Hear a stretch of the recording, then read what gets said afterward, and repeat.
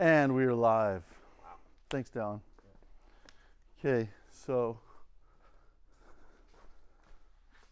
all right, everybody. We're gonna drill some weights into that action that I was doing. Oh, but I wanted to show you something first because it does affect the playing of the piano a bit when we I was experimenting with this just a little bit. I wanted to see, okay, great. So we have all these weights here, right? And we're gonna put them in the keys just permanently, or semi-permanently anyway. And so I wanted to see if I take a weight out, does it affect the play at all? Okay, and I noticed what it does, where it affects it the most.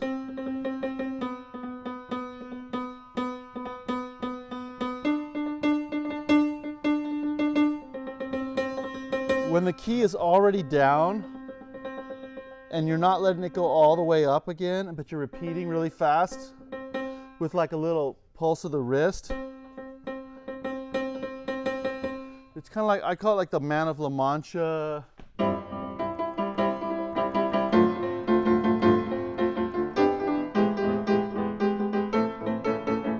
I didn't really play it because I don't want a copyright strike, but so it's how easy does that key repeat, you know? Or like the Erlkönig.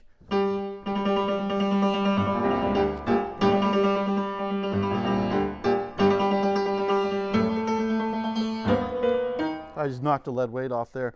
So now if I take that off, I'll do it on this one too. I'm just going to pop these off.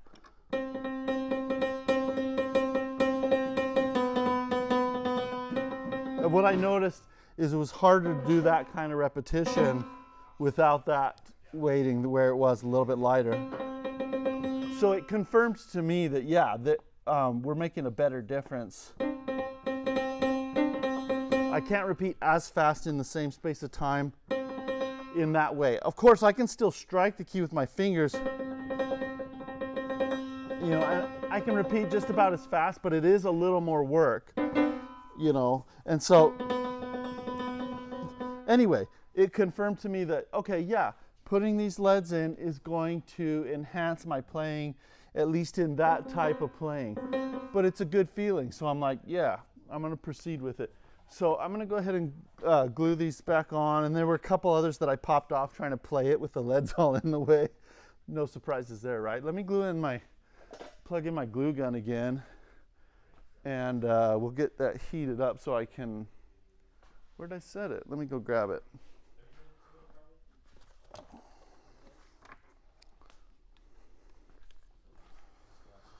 So,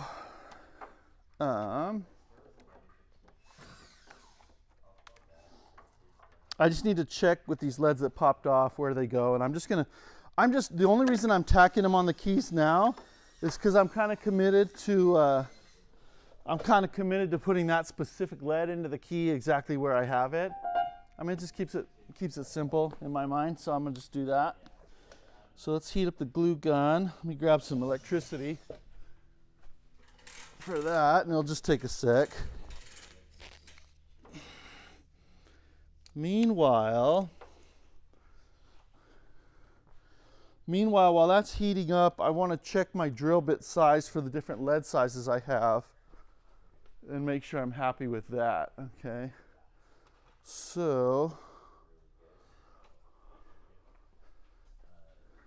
and I think I got my sound a lot better on my lav mic, but if I didn't, just tell me. I'll open up the stream on my other phone here so we can monitor the chat.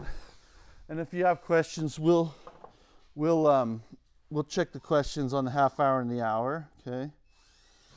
So let me get into this stream.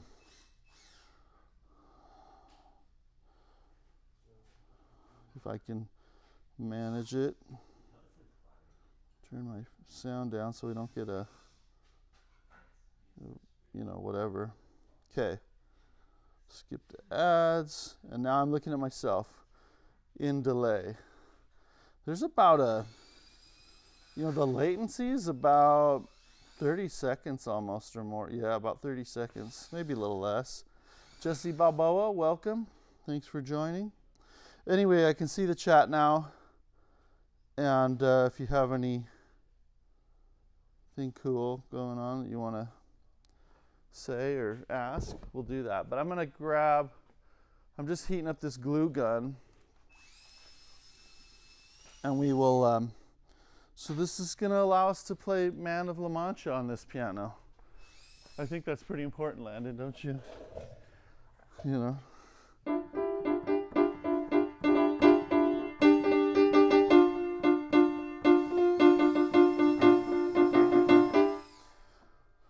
So let's see, as soon as I get this hot, so Landon, what I've done, I was like, oh, I'll just tack the weights exactly where I want them with a hot glue gun, and then they'll hold still, and then I can feel better how it's, you're blocking the camera, Landon. Okay. I can feel better how it's gonna feel, like with that weight on it, because when it's just sitting there loose, right, it just hops on it, and you don't really feel how it follows the key. So it just kind of gives you a preview of like, do I really want to do that or not? So, yeah. So anyway, yeah, that's why. I want it in my, yeah, that's my favorite screwdriver. You got the pin block glued in? You can show the, oh, there's no audio though off of that cam, so I have to go with it. We'll show you Landon's pin block, latest pin block. Landon has many pin blocks under his belt. This is model B 19, did we say 1900? Or 01? I think it's 1900, yeah. And brand new pin block. I think I showed it to you before, but I'm not going to stick my hand under there because it'll get glue all over it now. You know, we got the glue on the seam and got lots of good drippings of glue all the way across. That's a good sign, actually, because that means you got glue everywhere. And then, you know, no shortage of clamps to clamp that baby in. There's also dowels running through the pin block into the stretcher here, spanning that. And the block kind of was sagging compared to what the stretcher was doing in the middle. So by those dowels, we were able to actually make that go flush, which was really nice. And he did a real good job of that. So, and then when that's done, we pull these and we dowel in through the sides on both sides. So it'll be good. Good job, Landon. Thank you. Your signature double thumbs. Yeah. So I could either start trying to do like Zellner stuff, or I could start trying to do like Nelson stuff. Let's do this one. Yeah, because if If we pull that piano out, it's gonna take up more space. And do you know why he has it on the sides? Just because he was waiting for these to be done? Like, are these good to go now? I think just to get it out of the way. Those aren't quite good to go. Okay. There's still, Mark was filling epoxy in there. Yeah. And I didn't like how this one, I want to fill that. We were using the thick epoxy and then heat gunning it till it just ran in there. So I think all the faces of it are done, but I wanted to do that. Okay. So should I just start making like Clamps. and Yeah, so going to get supplies to do clamps for soundboard and stuff, yeah. Right. Anything else that the DVD, don't we have to make a hot box too? We could probably use this as a hot box. For what? Oh, maybe you haven't watched that part? To keep the soundboard dry before you install it. Or we heat up this entire room to 90. That might be nice. Yeah, I need to dry this one down. Yeah, so anyway, we're just talking about this soundboard here. We're gonna put in another Steinway instead of working on a termite Kanabi. But we'll get to the termite Kanabi too. Okay, I'm gonna stick, is that okay, Landon? If you just work on that stuff, prepping to do that soundboard? Okay. Okay. Which one? Yeah, I caught up with most of the transactions the other day, but you could take a look. There were some that I thought, that we solved that were still showing up on there. Except the computer's tied up unless you have your laptop. Okay. All right, so we're just gonna glue these weights on here. Now that I've got some glue, just put a little dab of glue. Put it on the key that we want. And this one.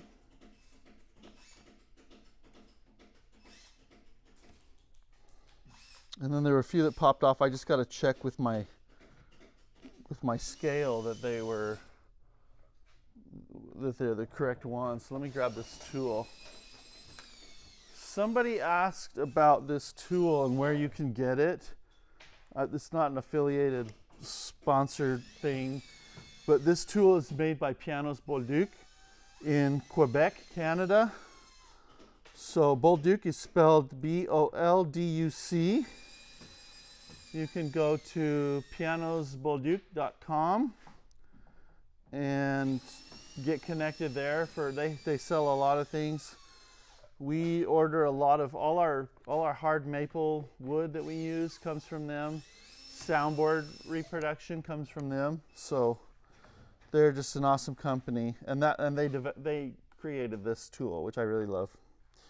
Okay, I'm always gonna push the sustain pedal if I'm gonna check the weights. You've got to get those damper parts out of the way so that they don't have anything to do with what we're checking. So if I check my weight here, I don't know why I'm checking that weight. That weight's correct, but it was this one that I needed to check. These two that fell off. Let's see if I remember right. I want to be about 48 right here. And yeah, I'm not 48. So then I take this little one here, and then I should be 48. Yeah, that's it. Okay, so I'm going to glue this guy right there. Just double checking. I'm pretty sure they were all the little ones at the front, but just in case. And then there was one that came off the back, this big one. I know that big one goes in the back. This will just help me keep them in order before I drill them and stick them in the wood. So I'll do this little one. Those are both identical. Okay. I think that's everything. This piece of tape here. Yeah, so this one, the weighting right now is 50, holy smokes, 58, 59 without the lead, and then I stick the lead here. And it's gonna be, should be about, maybe that was a bigger one that we needed there. So right now it's only, maybe I put it a little more forward. Let's see. Yeah, that's not quite right. Maybe it was a medium-sized lead. Let me get one and check.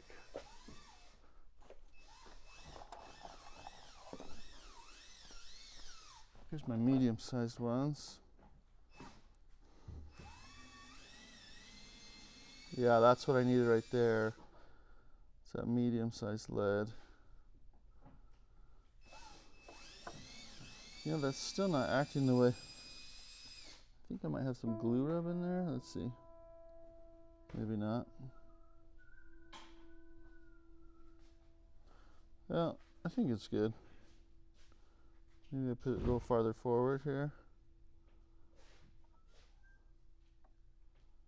Maybe it was a big lead. My goodness. Let me check. I guess that's our only option left after small and medium is large. Large.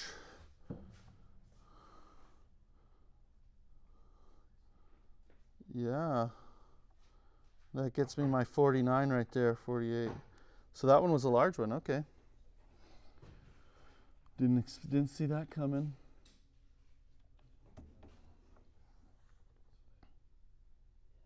Okay, we're gonna stick that there.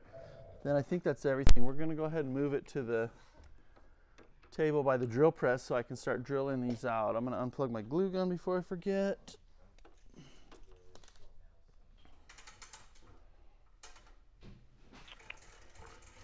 Okay.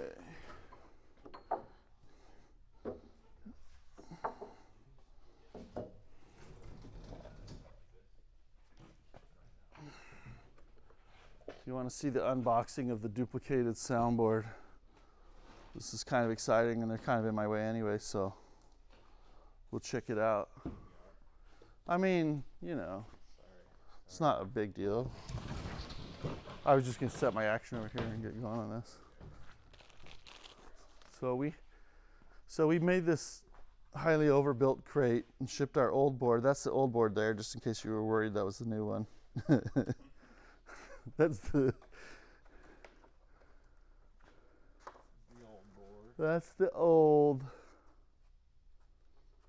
And there's the new.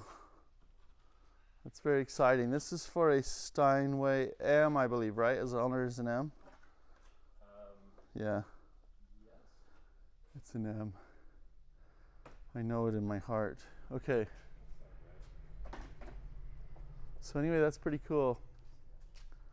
And they sent us some other supplies and things. Oh, a camera wigged out on us. There we go. We ordered some other supplies and things to go with it. That's what those boxes are. So they just built onto our crate and shipped this back into our crate with the old one. And then the bridge and everything's on the back of that. So let's stow that in the hot room.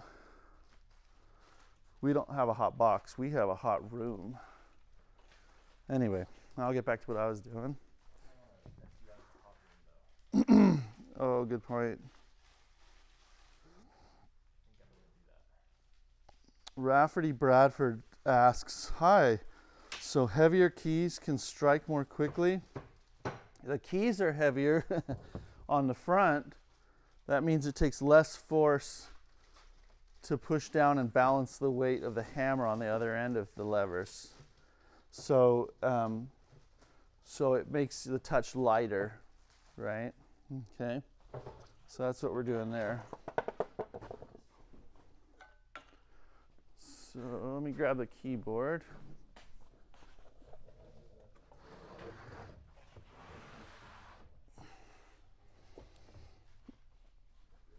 Got to take the stack off of this too. Go grab my screwdriver on that. I'll take the stack off and prep to drill this.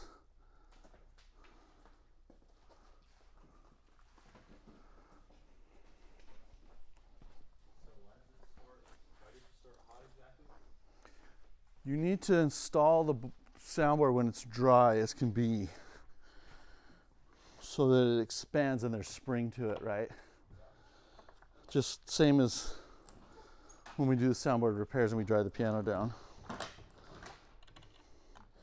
If you didn't hear Landon, he was asking why we have to keep the soundboard hot and dry. So keep it in that plastic bag in the meantime till we're ready to work on it. I was saying because we want the wood to be shrunk when we install it so that then when it takes on moisture, there's a lot of spring to the board and tight fit. It gets better sound. What? Yeah, someone hit it with a forklift.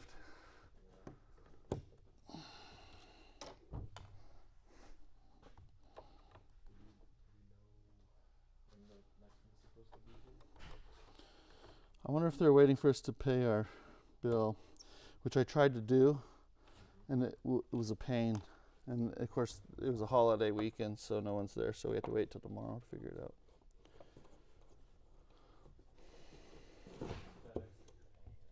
Yeah.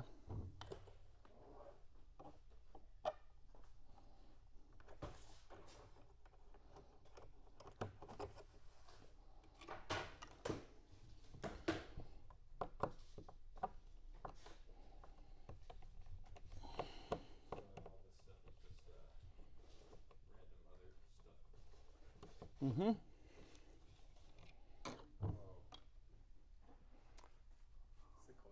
Yes. It's a coil lifter we're going to try out. Landon's unpacking. It's like Christmas when we get a box of new tools. So this is a coil lifter that Duke sells that I totally wanted to try out, because there's coil lifters out there that don't work at all, and I'm like, how are people using these effectively without damaging the piano? So I really wanted to try this one, see if it will work for our purposes. Definitely it will for a new piano, but it's just kind of a cool spring action. Anyway, not only does it lift, it pinches. Interesting. We'll have to play around with this and see how it goes. So that's supposed to like do the tapping and the lifting at the same time. I think so. I'm guessing. We'll check. We'll figure it out. Yeah, that'll be handy for the sides, huh? Yep. Okay, now when Landon stops bugging me, I'll get to this job. Okay.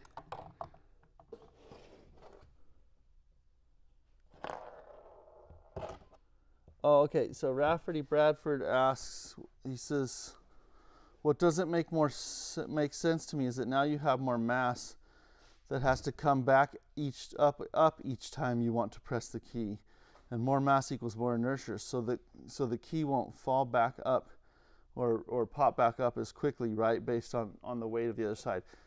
Well, I would say this: I don't know about as quickly, but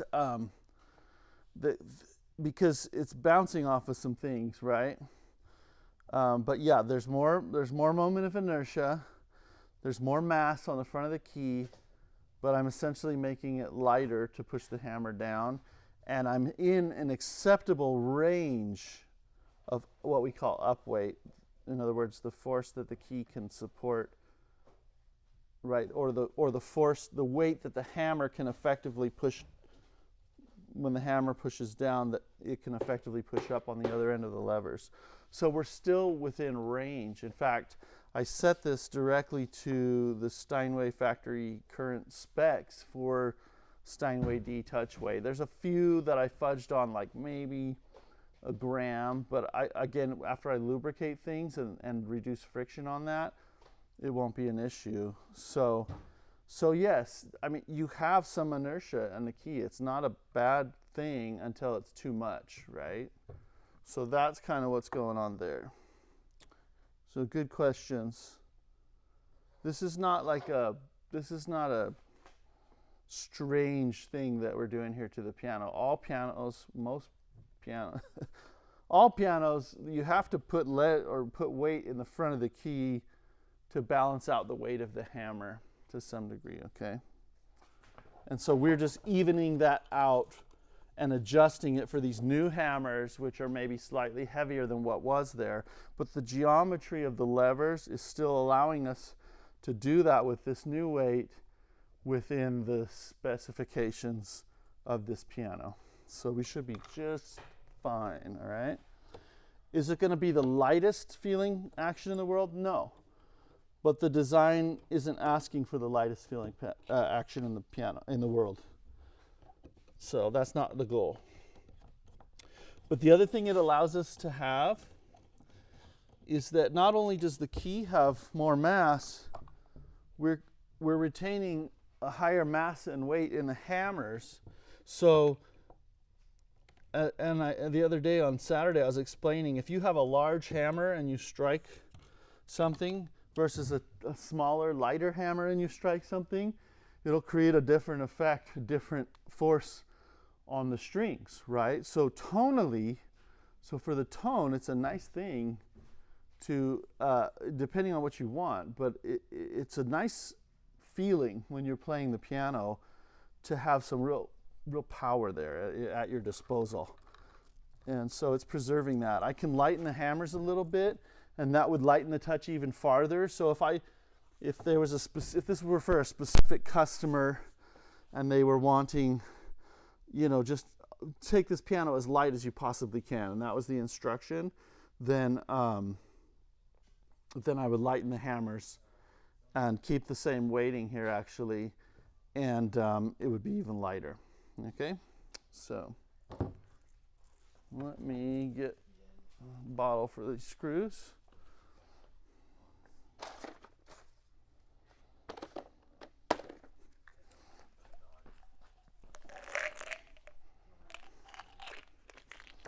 Okay, let's pull this off and get it out of our way.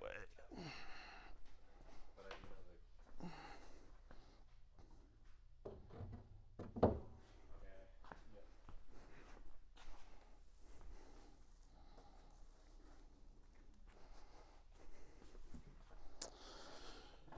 that. Okay. Okay. And also where you add the mass to the front of the key makes a huge difference with the inertia, which is what I was pointing out. If you put it all here towards closer to the balance point, you don't really feel that in moment of inertia, even though the key is more massive and heavy. Okay. Now we've added little bits to the front. Okay. All right, let me go get my drill bits.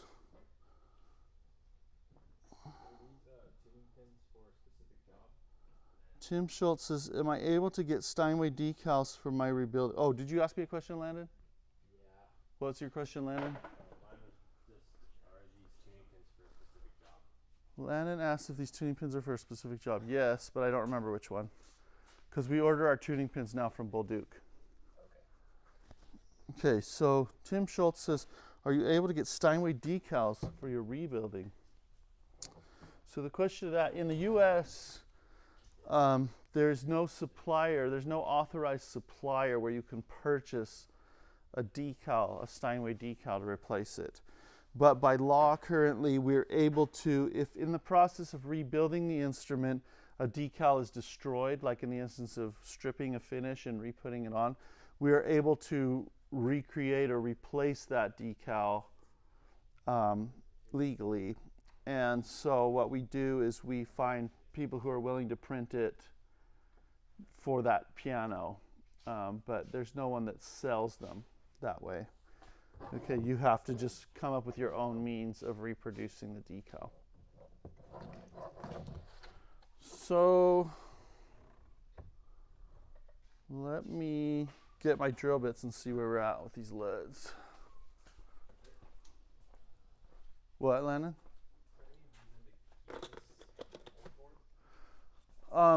There was one reason I thought of the other day. Here's the old soundboard, and Landon says, do we need to keep this? Sometimes people will cut shims out of them if they do a lot of soundboard shimming just to get the same color of the wood. Oh, I wanted to keep it to experiment with wood bleaching and seeing if we can get old soundboards to look like new soundboards where we need to. Cool. Yeah, so. I'm going to just throw it like. You can be thrown in any old corner. Yeah, of scrap wood.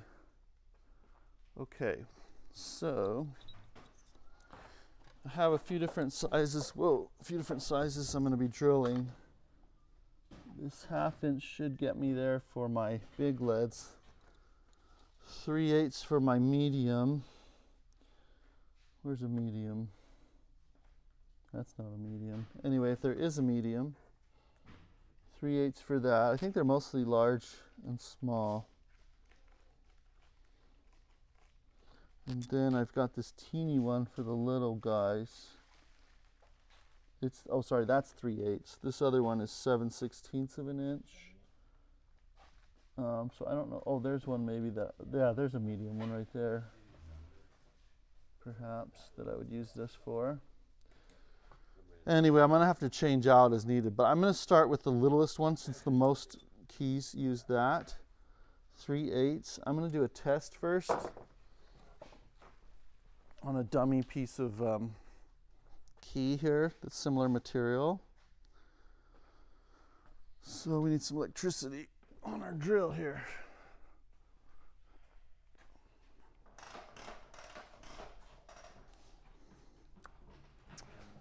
And I need to set up the drill for gearing it correctly. I'm just going to back up here. You can just kind of watch me set up.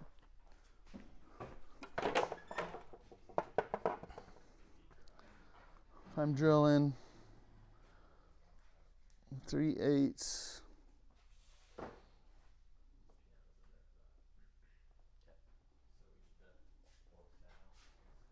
want to go about 2300 RPM, which we're just about there.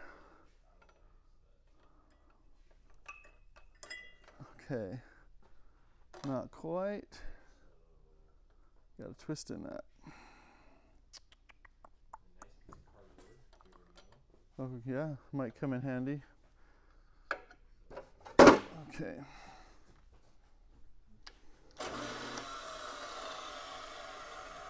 So this should be the size I want for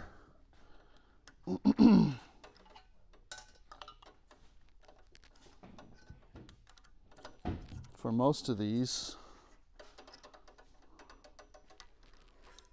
Check that up.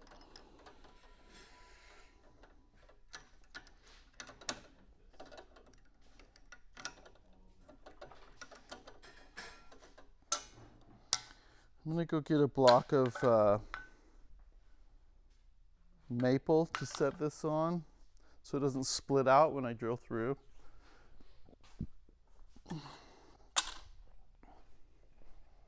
This might work.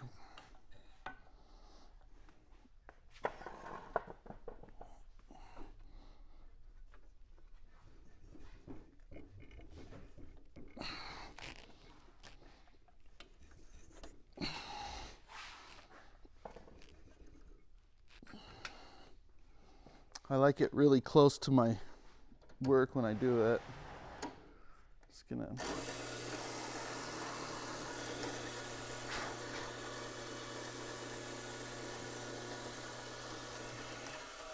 so now I've got a hole. I'm gonna get a small lead in my swedger and see what it does.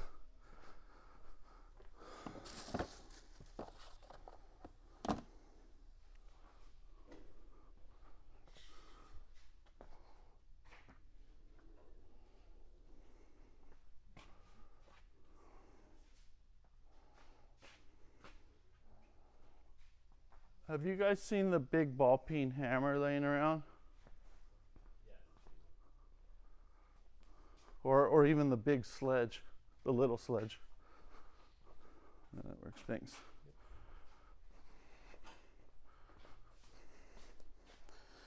Okay, so this is my swedger here. Just drop the lead into that hole. It looks like it's gonna be a great fit.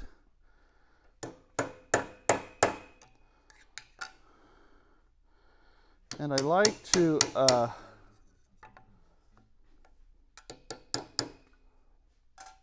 when I do this, I like to set my stop almost so that it just barely doesn't go through the key. I don't know if it'll work super great on this, but let's try it. So I want to set my drill stop right there. Just peek through the key without going all the way through. I kind of like to leave a little bit of wood on one side. It helps the wedging for me, but I might have to go a little bit deeper than that. Just a bit. No, what am I thinking? I want to go the other way. Okay. Okay. Try this again.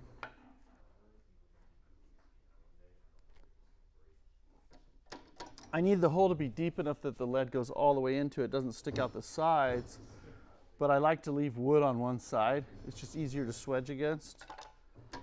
So we'll see if this does it. Oh, darn it, I just messed that up again.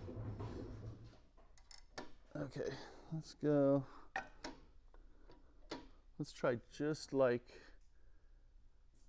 that. All right, let's try this. Okay. Let me see if it'll do it. There, so it gives me a little hole. Gives me a little hole right there, but I can still get the lead in. Get another one just to test it.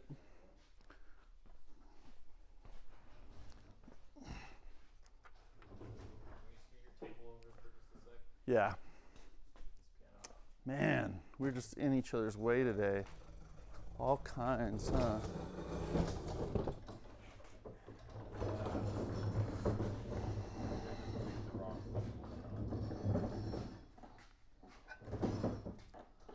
Nah, that's good.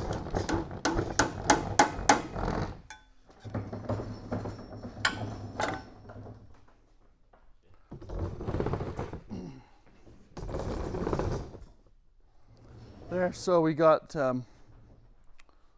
So we got this drilled through. There's a hole on the one side, and then we swedge it on that side. So this one, I just drilled all the way through, but that hole size is correct for this size of lead. That's what I wanted to determine. Now I can just get going drilling holes on this thing. So I'm gonna start going to town on that. And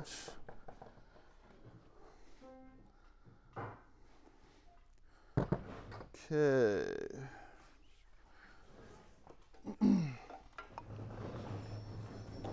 Don't need these right now.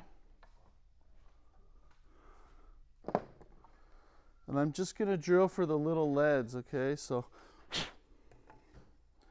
I might want to get some goggles, and I think I'll get my air compressor to blow off dust out of the way here.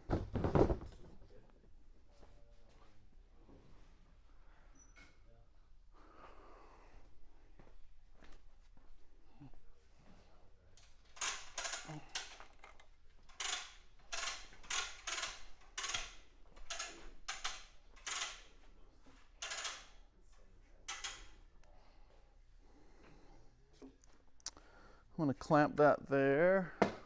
Go get a clamp.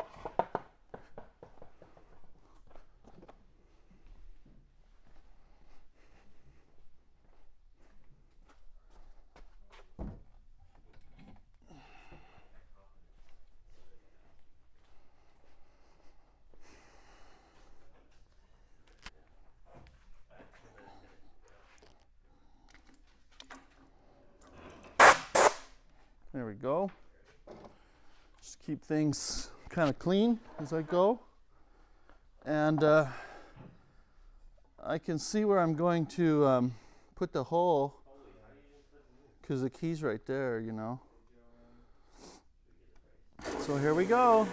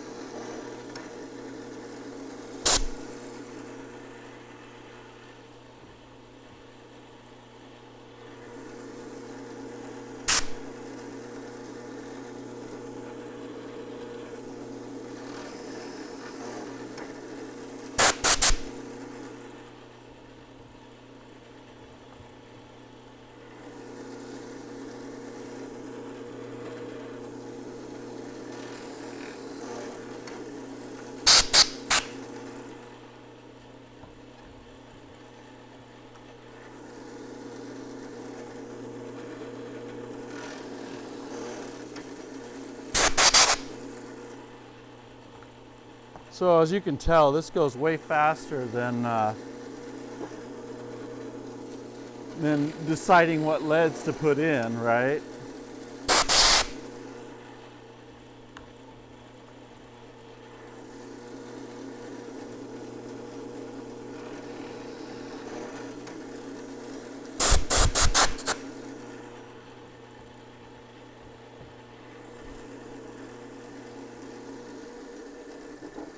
I'm going to rotate this here.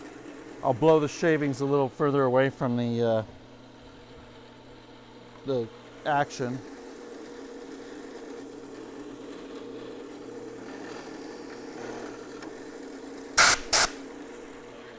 For you. Yeah, what's up? I'm gonna repair the hole. If you're gonna do that one still upside down, the strip hole for the leg. Yeah. Do you think it would be better to just like stick something in it, or just like redowel it? Just dowel and drill. Redowel it. Yeah, I think so. How big enough? I mean, what does it look like? Oh, you don't think we have a big enough dowel? There's nothing in between. Like, There's nothing in between baseball bat size and ½ inch. I could put baseball bat size in there, I guess. Well, you don't have to over dowel it. This hole, they tried to do it before. You can see they tried to like stick a and it goes all the way through. So let me get the camera here so is that document this. Yeah, you don't want it to go all the way through. I'll show you what Landon's doing over here. This old Kanabe, the termite Kanabe, one of the leg holes is totally stripped out. And are you sure we don't have a dowel, Landon, like a broom handle dowel that's big enough for that? Well, they tried to shim it, but it's just hash, right? You know what, Landon? Yeah. Do a baseball bat dowel on that. Because then you can just drill within it. Yep.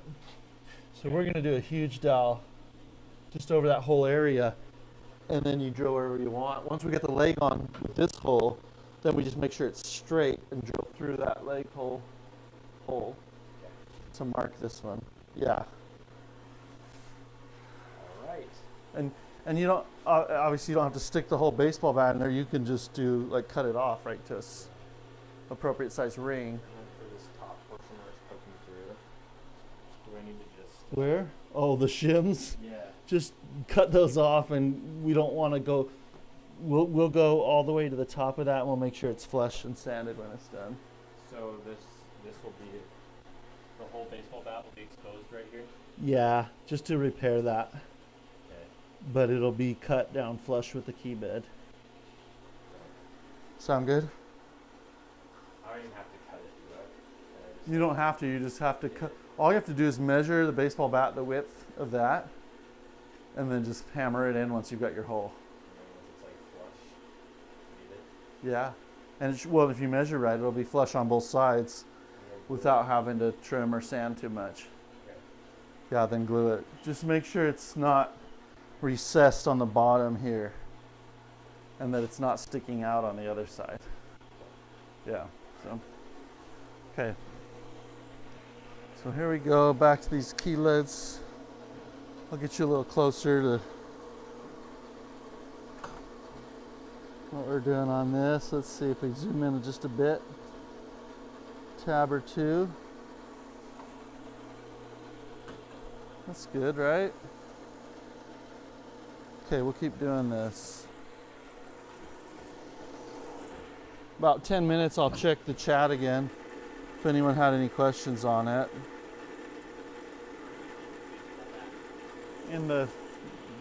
With all the other dowels.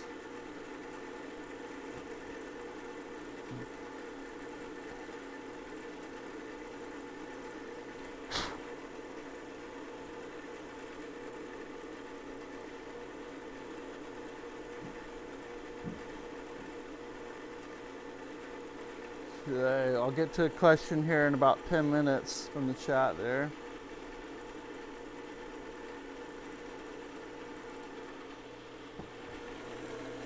Okay, meanwhile, we're drilling, right?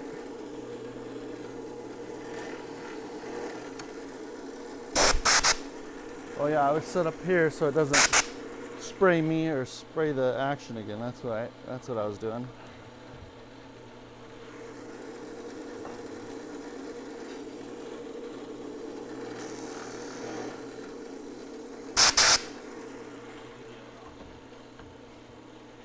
I'd like the baseball bat option. The bit is up there on the magnet strip. Use the big old yellow drill.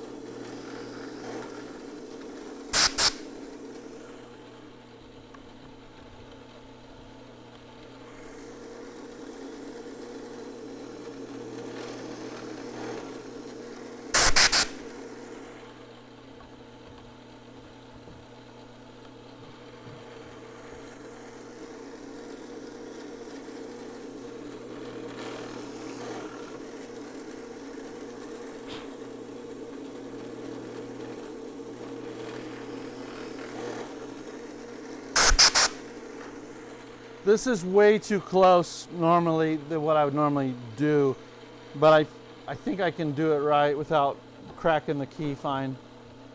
We'll see.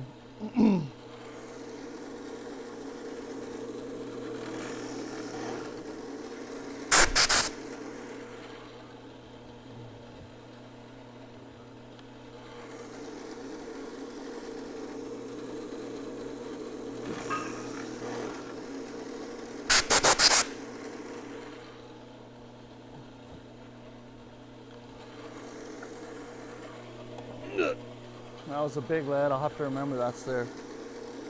Came off.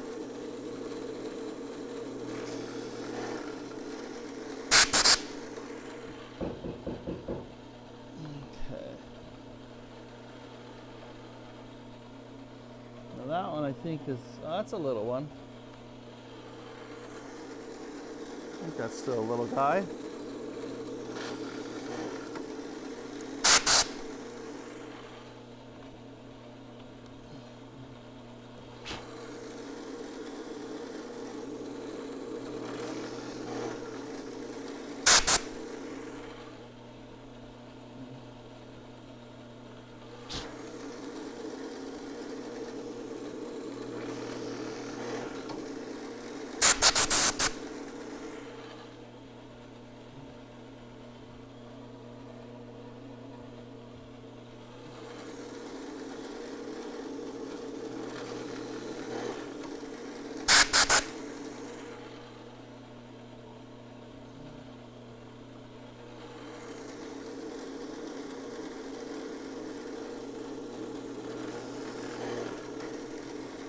The keys are shaped like lots of different ways as you go up the scale. So it's kind of nice to have a free floating block like this to drill on. You can change the position so that you're drilling against a flat surface, not on a bend where the key is like not supported.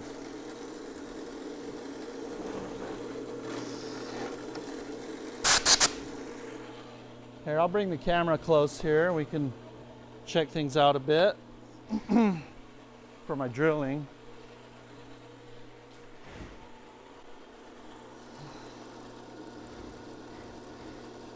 We'll bring you nice and close here to the action.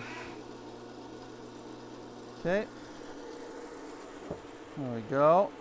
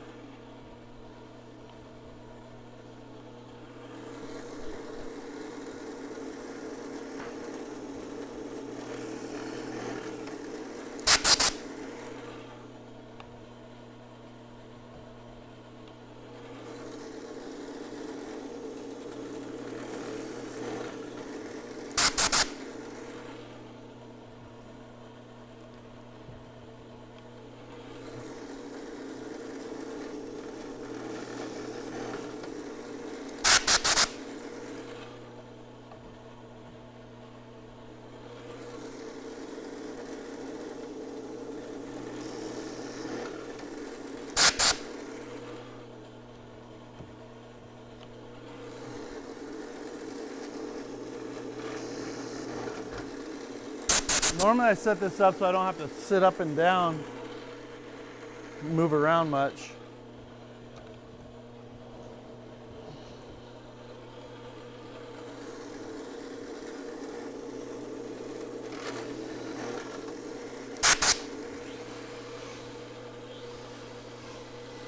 Kind of more like that.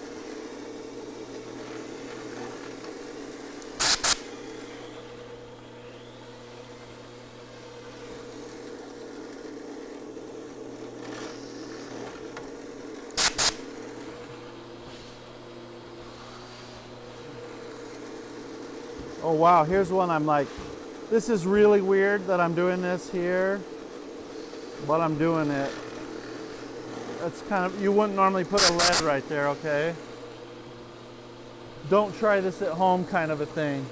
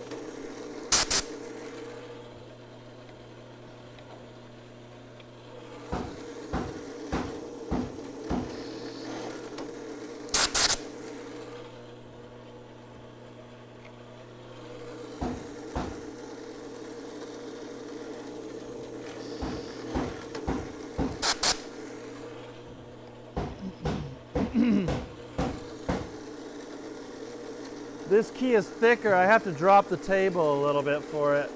It's the last key, it's number 88. So we may not get where we need to go all the way, but should be not quite deep enough now. I'll have to reset my stop here for the next run. But that's good. There, like so, right? Okay. Now I'm going to change out my bit for the larger size. I'm going to do a test on that large size first. Should be half an inch. So we're going to test that out.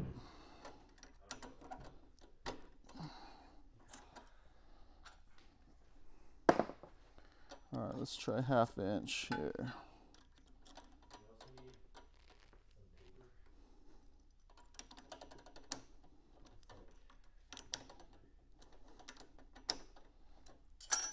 Okay, let's set my stop here.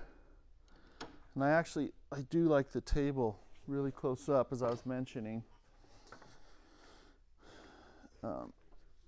It's easier to get your hole right where you want it, right? Okay, maybe we'll go right there. Call that good. Okay. Then I'm going to set my stop to just poke through right there. And set that. There, it just makes a little divot through. Now I'm going to test this on this dummy key.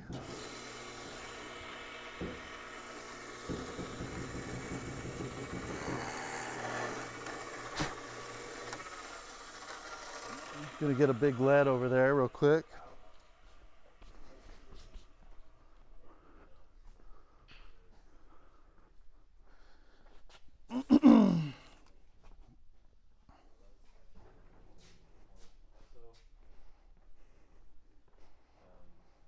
Okay then. That drops in there just great. Let's swedge it.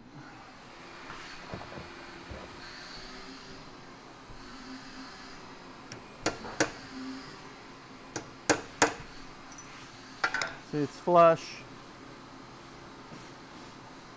Doesn't go through. Just right. So that's a good setup. So I'm happy with that. We'll go ahead and drill for the large ones. I might change up the gearing on the drill a little bit. Let's see if we want a slower speed or not. I mean, it's only a difference of 1/8 of an inch, but we'll gear it down a bit. So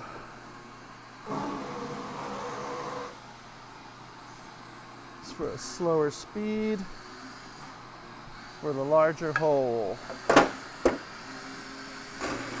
There we go. That's looking good. Oh, okay. It's 10 o'clock. It's 10 o'clock. Let me answer some questions here. Okay. So, if this is too close to my face, sorry, I had it zoomed in. All right. So, Rafferty Bradford asks, what would be the best setup for playing Billy Joel's Prelude, Angry Young Man, upright or a grand? Well, from what little I've seen of Billy Joel, he doesn't seem to care what he plays on so much. I mean, he's a Steinway artist, so I think a lot of his recordings would be a Steinway grand that's voiced really, really bright. But I've seen him play on keyboards or whatever, right? So probably a grand. I mean, a grand is the best setup for anything, if you can swing it. And then he asks, and how would you adjust the restrike setup in an upright? I don't know all the terminology yet. Yeah, so no worries on the terminology, but I'm gonna, on June 5th and 6th, all day, those 2 days, we're gonna be going through a grand piano and improving it. First of all, let me say, most normal circumstances, I wouldn't do any of this kind of work on an upright piano. Not worth it usually. The cost of the work totals out the piano really, really quick usually if someone has an older upright. In rare cases, if someone wants to pay for this kind of work, I might do it. But an upright should play, it should play fine. You'd be all right. The grand piano, we're changing a few more factors, and we're kind of dialing it in a little bit to a higher standard. So hopefully that's helpful. But yeah, June 5th and 6th if you want to know about upright pianos. And Rafferty says, I got hundreds of questions. That's great. That's great. I'm listening in from work. I do maintenance over the summer, but I think working on my favorite instrument would be more purposeful. Yeah, it is very purposeful. If you love the piano, it's a great thing to be able to work on it and learn how to do that for sure. Stay tuned in. Hopefully you'll learn some good stuff. Paul B says, what was your reasoning on the key where you said you wouldn't normally put a lead there? Don't try this at home. Let me show you. See if I can find that one.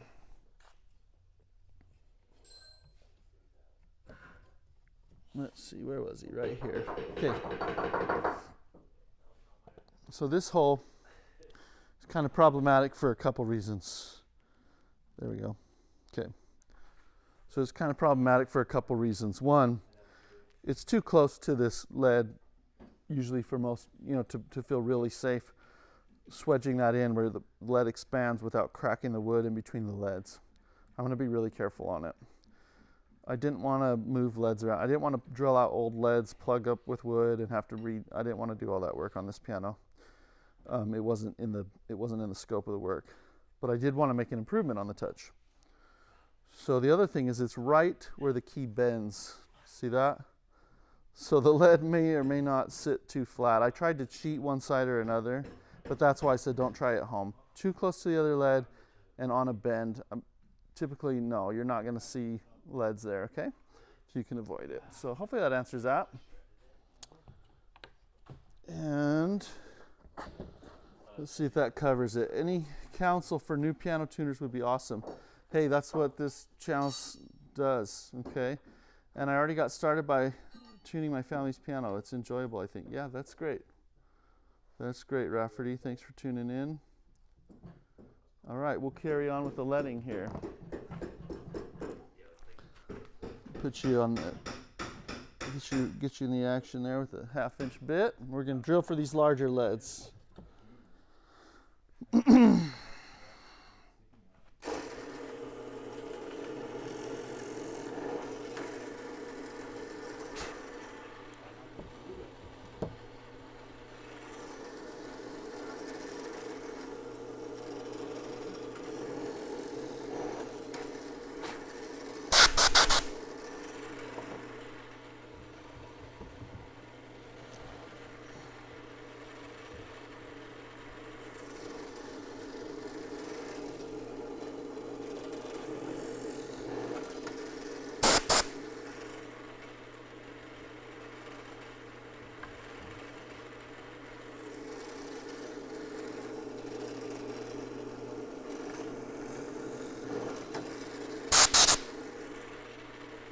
These are really good drill bits. They're really sharp.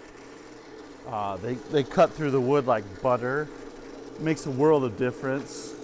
I don't have to be careful with how I'm drilling. I've set the speed correctly for the diameter of drill bit it is, so it cuts really nice.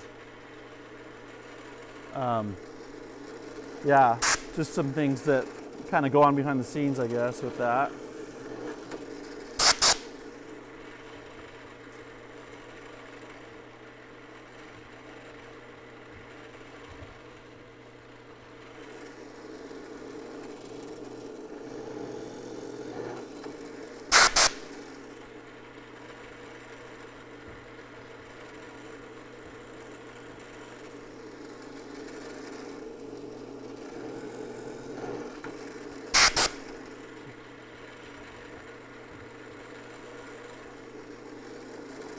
Just want to have a nice smooth feed rate on this. But again, it's so sharp, it's not that picky on this bit.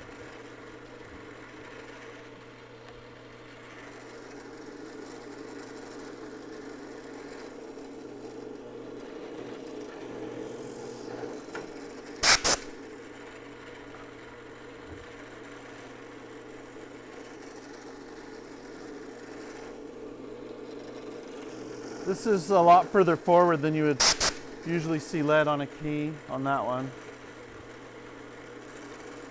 I'm just treating, this piano's a little bit of a different case, right? Because it's already been manufactured and set up with some leading and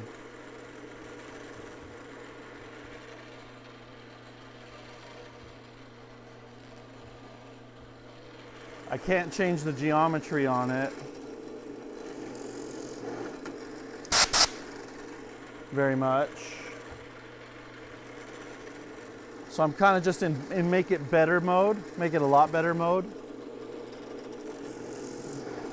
with lower cost.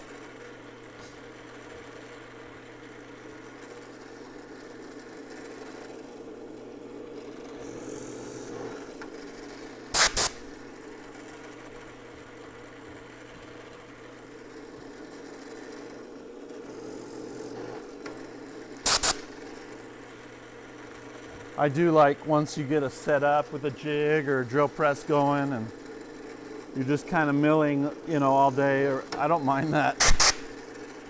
Usually I'll have music playing, some James Taylor or something relaxing. I didn't realize this, but I guess I'm a yacht rock fan. I didn't even know what yacht rock was. I had to ask these younger guys what it was.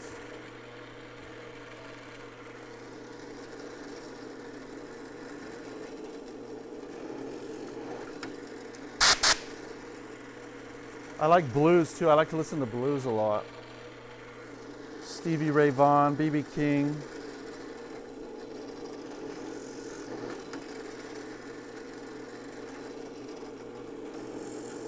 At least while I'm working. But most of the work I'm doing on these Steinway grand pianos, in general, I'm usually envisioning classical piano performance on it, which I also enjoy playing for sure.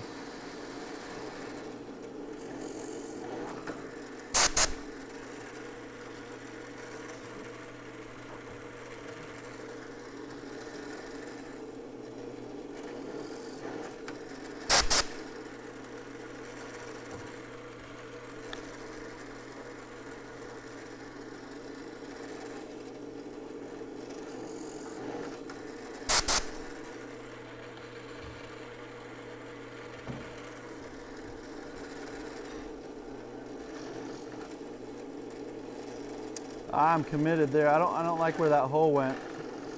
I'll correct it a bit. That was kind of a mess up, but not a huge deal. No one's gonna see in between the keys typically, except for the next rebuilder.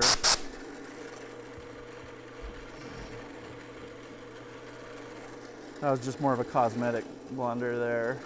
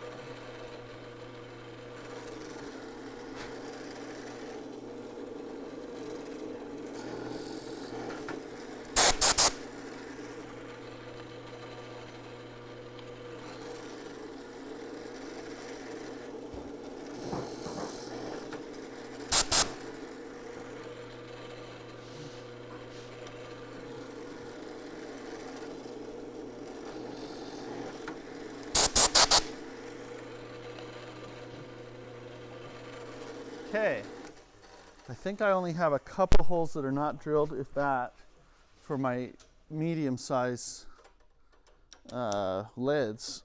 And I think, like I said, I don't think I put very many of those in. So we're probably pretty good. If I had my own yacht to play, I have to answer this question. If I had my own yacht to play yacht rock on, what would I name it? I don't know.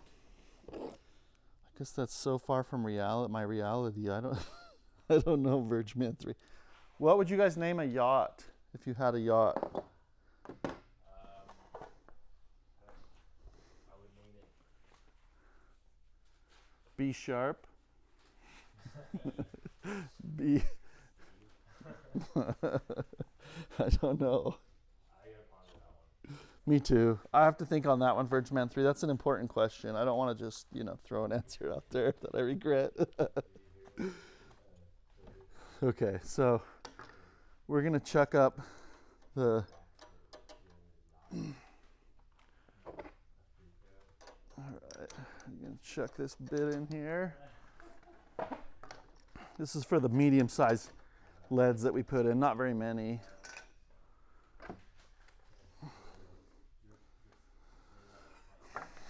I prefer to only use like 2 sizes of lead if I can help it, but it's just what I had on hand.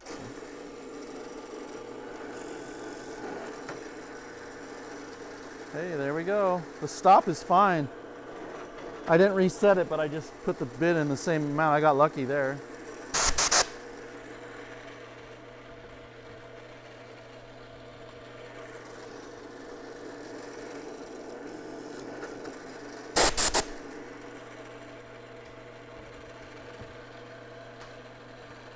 So I think that's it, and if I missed any, we'll figure it out really quick here. Now I want to chuck up the swedger, which just has a pattern and it puffs out the lead and makes it tight in the hole. Swedging. It's nice to have a what do you call it? A press to do that on, and lo and behold, here we have a press of the drill variety. Okay, we're just going to chuck this tool in there and it'll serve as our press. Now the trick here is enough, not too much, not too little as far as swedging, and we do want to swedge against this hard surface here. So let's just walk this up a bit. Let's get my worst case scenario key, maybe this guy here. You know what, I might swedge on that block just because it's convenient to be able to move it around. So maybe I will swedge on that block. I don't know if I've tried this before. I can't remember. But I'm going to see if I can. I think it'll work fine. This is really hard wood. It's maple. So it's going to it just has to go down to there. I could try and set a drill stop for it, but the keys might be varying thicknesses. So it's different than setting a drill stop on the bottom of the key where it's going to be the same every time because it's on this block. It's at the top of the key more. So I just want to go by feel on that one. So I'm going to pop this lead off, rip off his glue, stick him in there, and then we're just going to swedge. Oops, my drill stop is set. Whoops. There we go, now that'll work. Just gonna press a little bit, make sure it doesn't come out on that one since that one's a little deeper. But that's it, it's in, we're good. I guess I could take off the tape You know, that's just distracting at this point. But probably what I'll do is just take off all the tapes at once at the same time after I'm done with all of them. That'll be faster. So here, can you still see the action? I think you can. I'll be answering questions in about 14 minutes, and I will get to all of them. Unless, of course, you ask me what I want to name my yacht, then I'll answer it sooner. Okay. So now we're just sticking the leads in each key. These are tapered a lot of times like Rolos. But, beautiful. Perfect.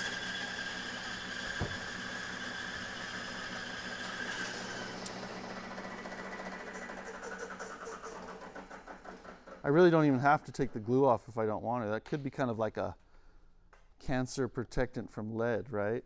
I don't know. Maybe. That could be like a thing, but I don't want it to interfere with the neighbor keys for sure. So I'll go ahead and just swedge it clean like that.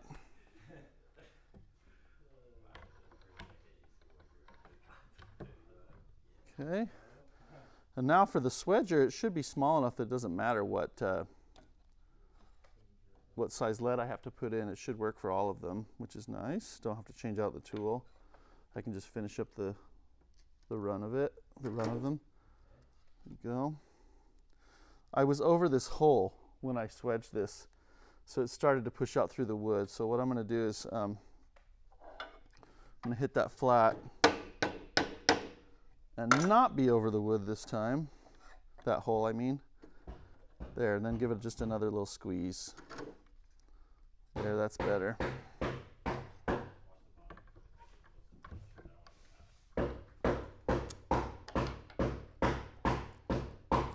This hot glue just peels right off the lead like butter. Okay, that pressed great.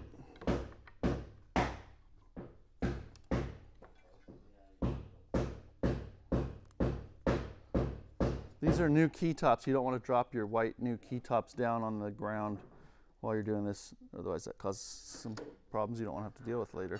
Oh, I stuck that over that hole again. What did I say I wasn't going to do? And I did it. But I think that's tight enough. That one. You know, if you're not sure how tight, how loose, whatever, just set up a rehearsal, you know. So just mock it up on some dummy piece of wood. Even if it's just like a 2x4 or some pine, I mean, that's close enough to this soft. This is soft wood. Just to kind of get a feel for it.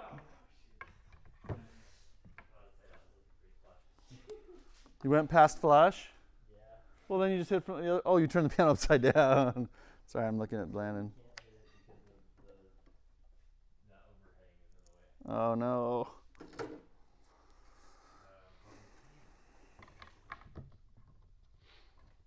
But you will.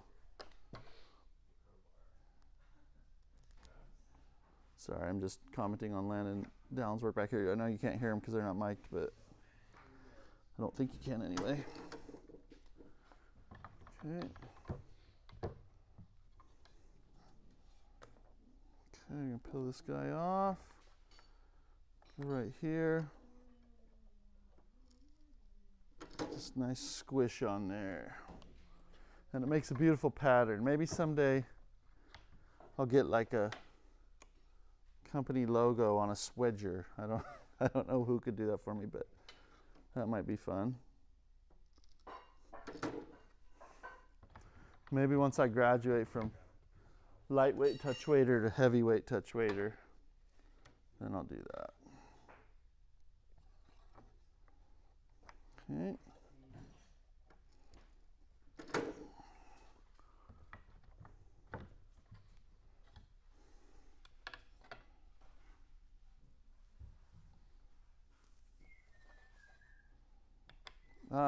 If you're tuning into this first time and you're wondering like why on earth is he gluing all his leads to the keys, like they're not that much different in weight, you know, once you get one size of lead. Different people have different opinions on that, but I am of the opinion usually I don't care which lead it is, if it's a larger, as long as it's a large or a small, I think it'll be close enough. But I put them, if you didn't see that part, I glued them onto the keys. Just check the earlier stream from a few days ago. I wanted to kind of see what it was going to feel like under my fingers before I committed to drilling. And I just wanted to tack it down to the key to get some idea that way. So that's why. But I'm also finding it convenient for this, actually. I mean, your lead is right where you need it on the key. It doesn't go anywhere. It comes right off without any damage. I mean, that's pretty great. So,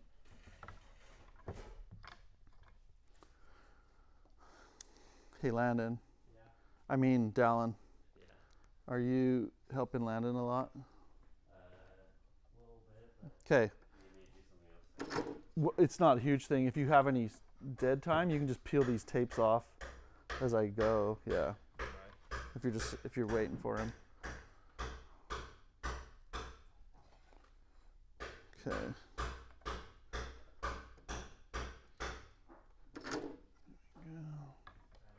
And it's not an emergency, so just as you get to it. Thanks to Dallin, he'll help us get playing this keyboard sooner.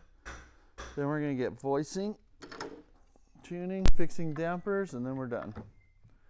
Well, there's case assembly and all that, but that's kind of just, that's pretty simple. Just put the parts on and send it out the door.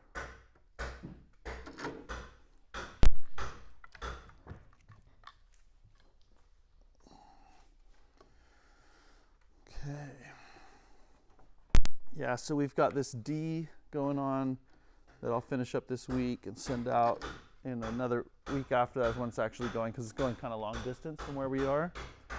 And then we have, of course, the Kanabi, the termite Kanabi. That one, at this point, I might put in a back action on it, which is the damper system, before we send it to the refinisher. But then it's going to go to the refinisher and we won't see it for a while, unfortunately. So we won't be able to finish it for a while. We might work on some of the action parts like the hammers and so forth. Yeah, but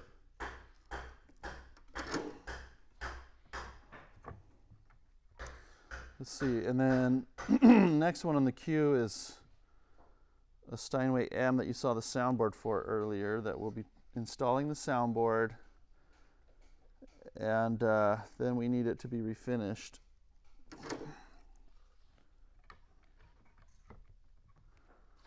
Is there a pin block in Zellner already, Landon?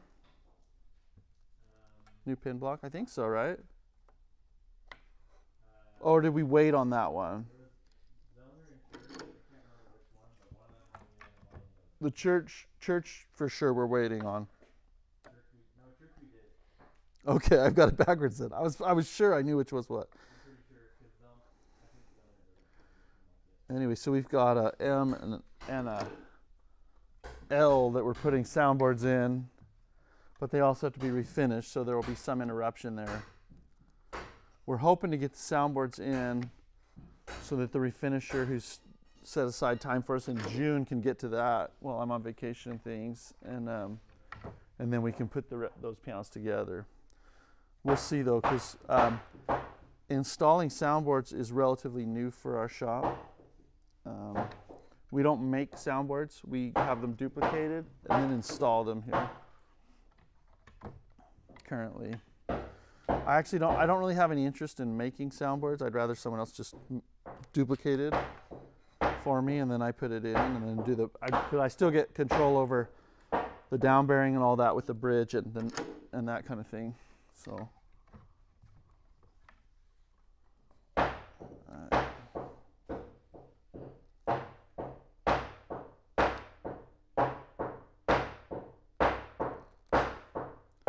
I will wash my hands here before licking my fingers. Highly advisable with lead.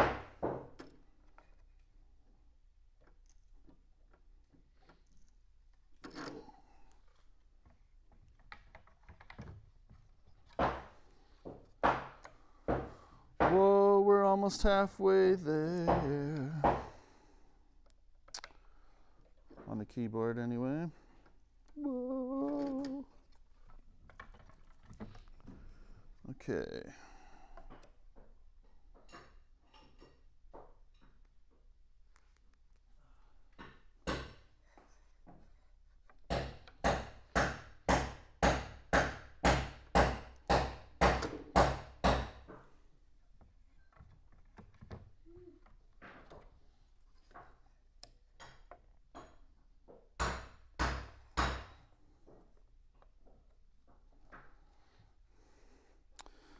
So, conclusion on my hot glue the leads to the keys to preview them before drilling experiment.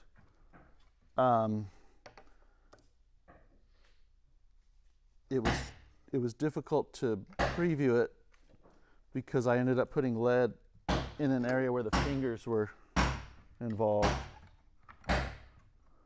But it still gave me a glimpse. It gave me some information that I couldn't get otherwise. If the key was just, if the lead was just free floating. Maybe a more practical way to go about it in the future would just be just test a few, glue a few down and see like if I want to go that direction or if I'm worried that it adds too much moment of inertia and makes it feel heavier for some reason, or it's I don't know. If there's any reason I wouldn't want to commit at that point, maybe just doing a few samples would reveal that, and then go from there. Okay, this is note number 44. After this, we're halfway. Then we can stick this in the keyboard and see what it feels like a bit, just for fun. How's the sound on the stream? I think things are running smoothly from what I can tell, but feel free to let me know. In a few minutes here, I'll check the chat for questions and respond to those.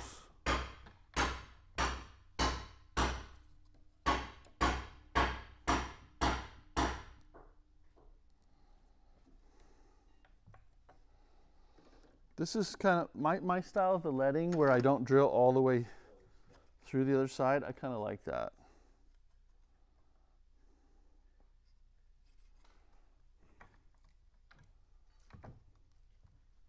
Which side is it not flush on, Landon?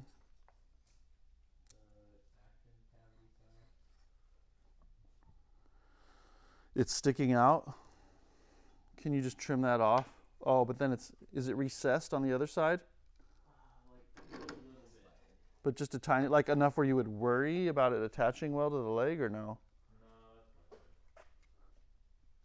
I could probably leave it. You know, one thing you could do is drill the hole for the leg screw where it's going to be and just tighten that bolt right now while the glue is still not dry, and it might suck the dowel flush. Okay. And if it doesn't, then we know we're solid, and if it does, we know we're going to be solid. Okay.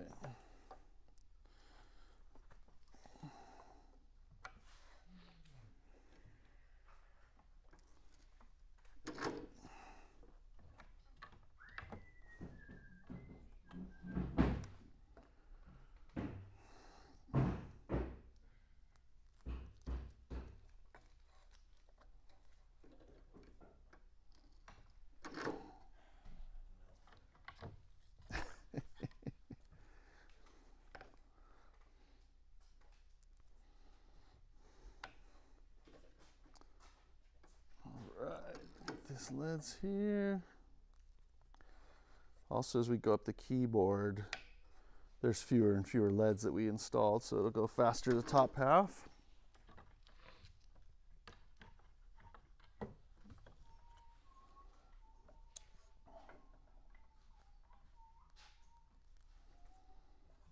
Here's this hole that I kind of messed up on. I'll show you once I swedge it, but I think it'll be fine. Kind of popped that a little strong, but I just kind of put the hole a little too close to the bottom for comfort, so I just adjusted, but it's a cosmetic thing. It's still good.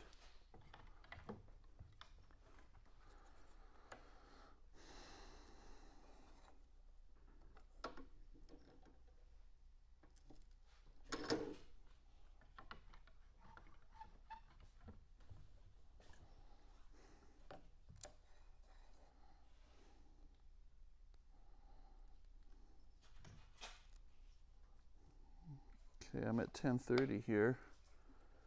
I'm gonna check the chat as soon as I push this in.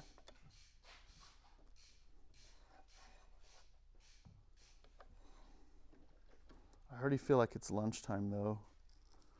And I had breakfast, so that's a little disturbing. Okay, let's check the chat.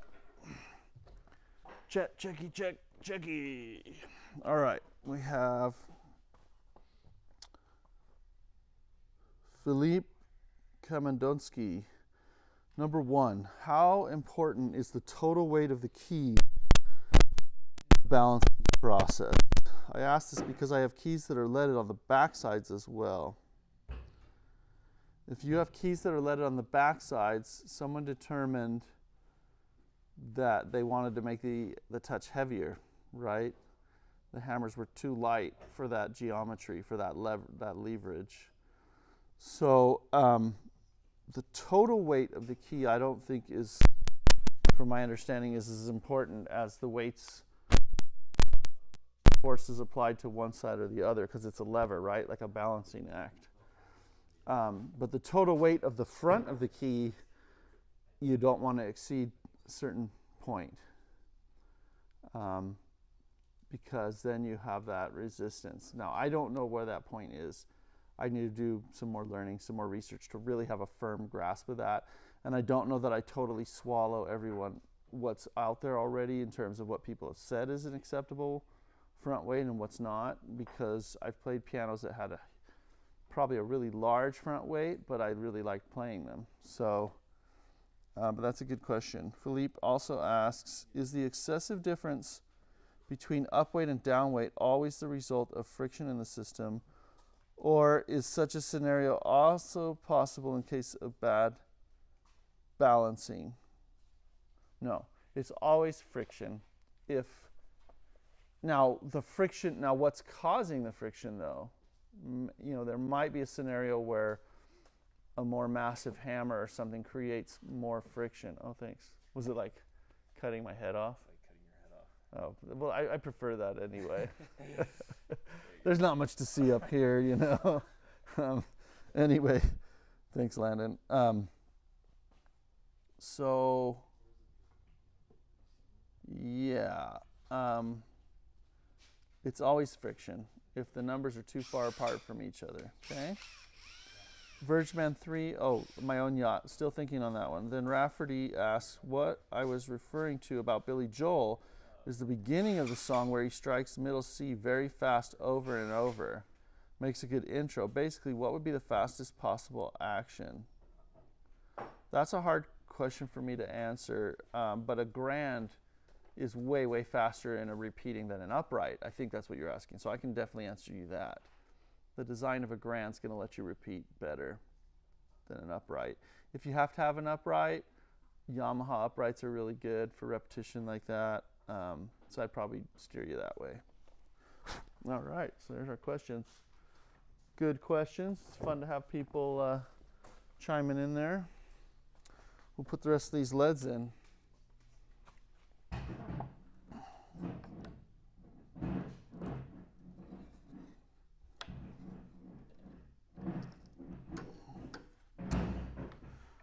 So I'll get you back where we can see what's going on here on the drill press. There we go.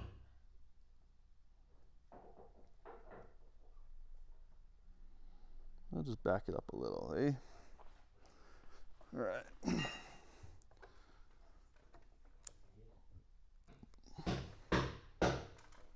When you drop a lead, it doesn't usually go too far because it's so heavy. So that's the only good thing about dropping lead.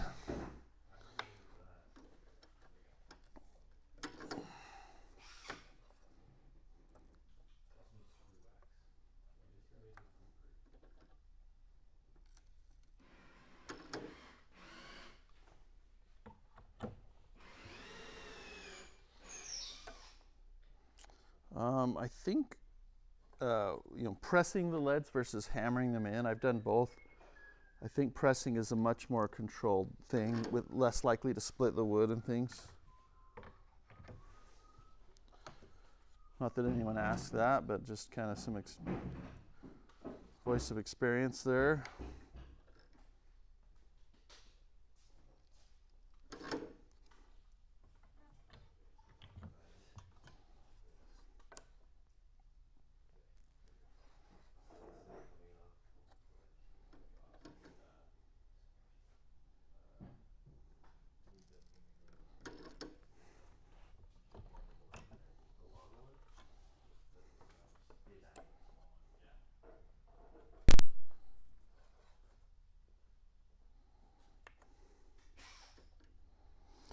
Did you get into this Kanabi leg project just because you had to get it out of that room?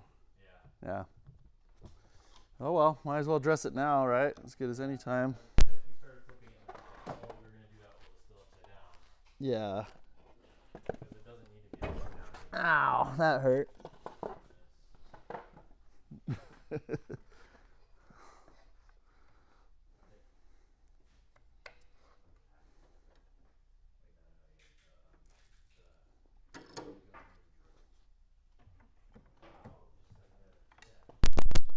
Let's see, these leads do have a taper on them, like I mentioned, most of them. And I put the skinny side down into the wood so that I'm swedging the already fat side so the greater force is on there. I think that reduces the need to swedge it as much and also with as much pressure. And also, when I leave the wood, when I only drill through part of it and leave the wood on one side, it also covers up if that one side of the lead doesn't swedge out all the way to fill the hole totally, it's not going to look bad because you don't see it. So that's one of the other reasons I kind of went to just drilling most of the way through the key lead, through the key stick.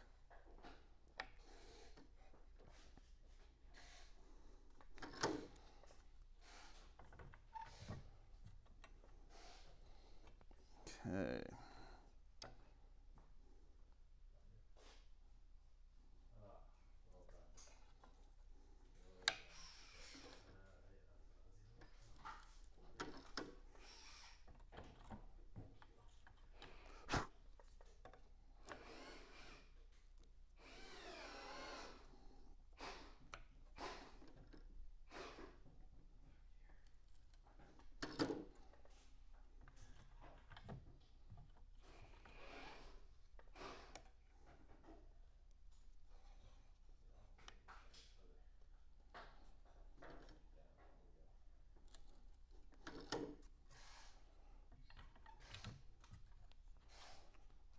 Right on.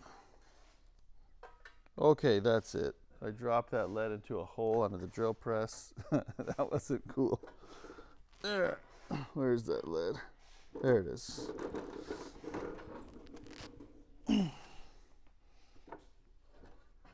Okay. Back in action.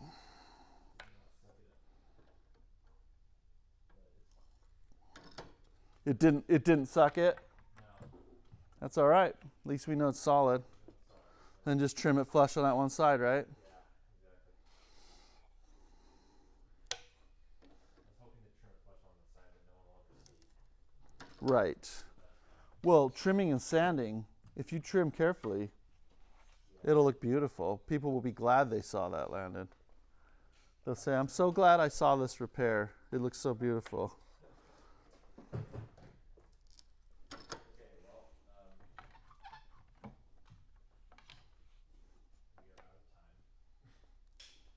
You leaving? Yeah. Frisbee golf? No, ideally later today, but going to Grandpa's grave.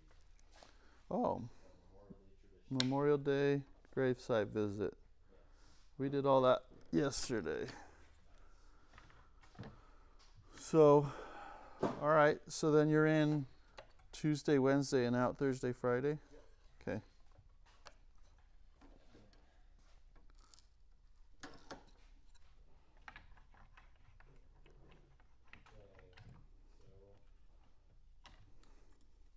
it okay if this waits till tomorrow?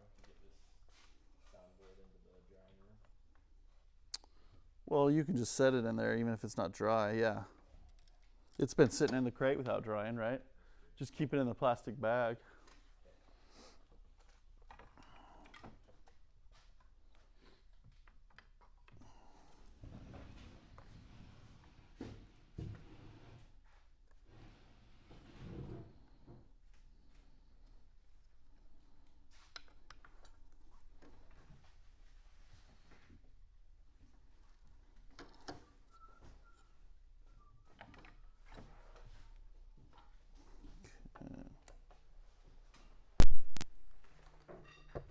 I'm getting a call.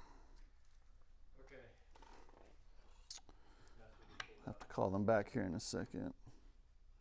The mess will be cleaned up? Yeah. Okay. Maybe by me. Oh, no, you are here tomorrow, huh? Okay.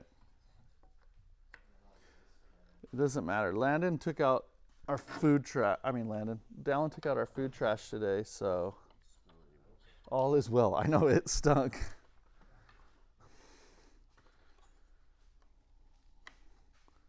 I want to see those groceries, Landon. I want to see those groceries tomorrow. That's it.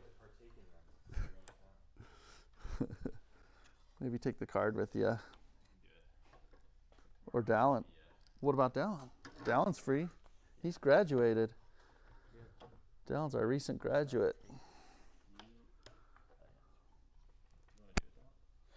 Shopping? Yeah. Just didn't know what to get. Getting paid to shop? I mean, at a grocery store? It doesn't get better than that. We save a lot more money when we just go to the grocery store and get stuff for sandwiches and stuff we can grab in the shop. But, oh, I didn't drill one here. That's going to have to wait for a minute.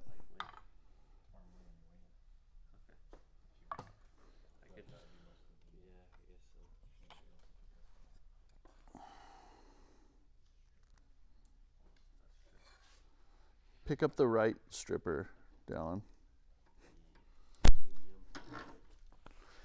Yeah. That just sounded wrong, Landon. That was wrong. He's talking about paint stripper, obviously, folks.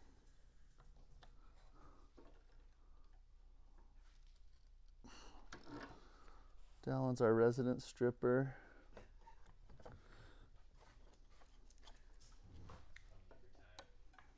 It's funny every time. It never gets old.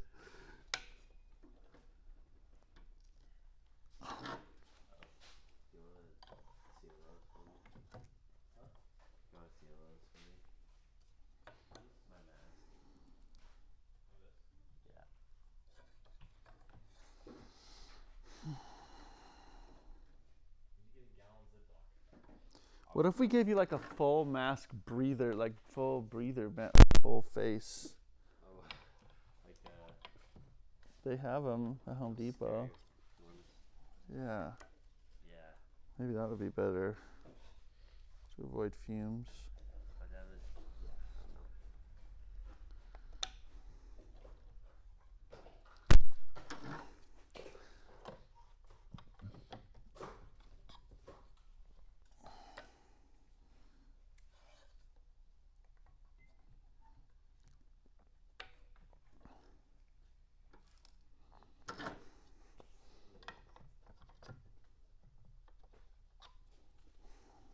Alright. Just got a few more after this, but I gotta re-drill that one that I missed somehow. Always seems to happen at least to one.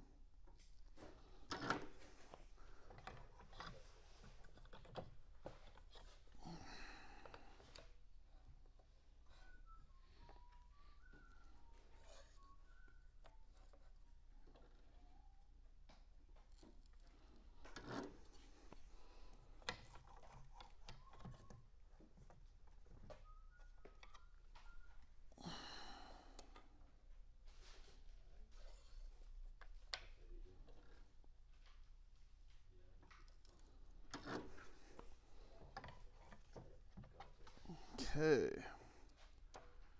Pull that off, and this is our final key here. Then I'll put in that drill bit for that last one. And let's see, which drill bit do we want? I think 1/2 inch. Take our swedger out.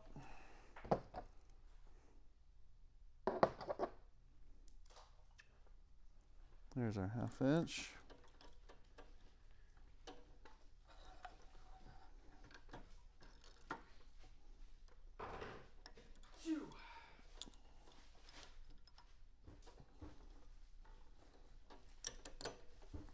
And bring this table up a little bit.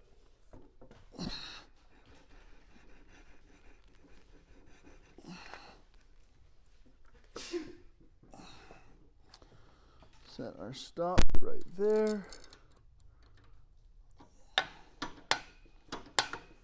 Okay. And away we go.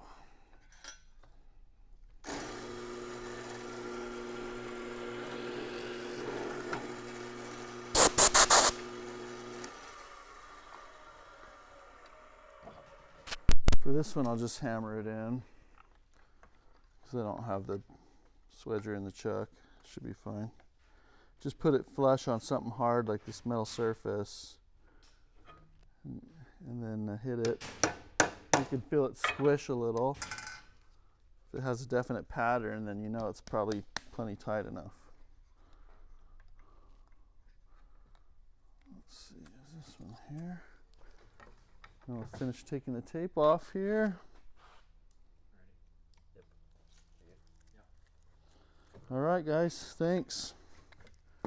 We'll see you around. I got a couple of appointments tomorrow, but I'll see you around. Bye.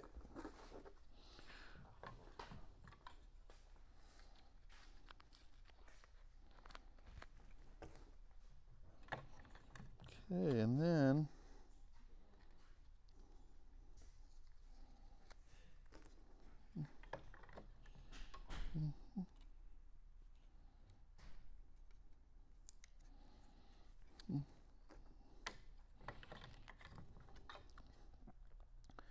now from the top of these keys, it's like it never happened. You can't tell anything. There's the lead's just in there, ready to go, ready to do its job without drawing attention to itself.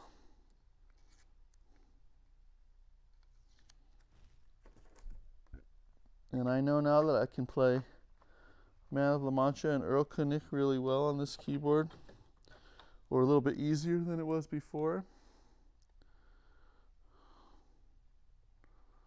That makes me feel better in some regard. Okay.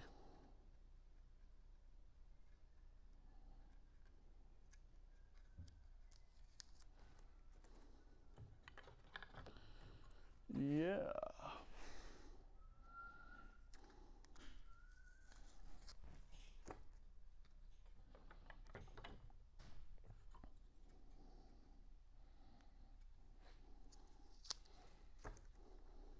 Doke.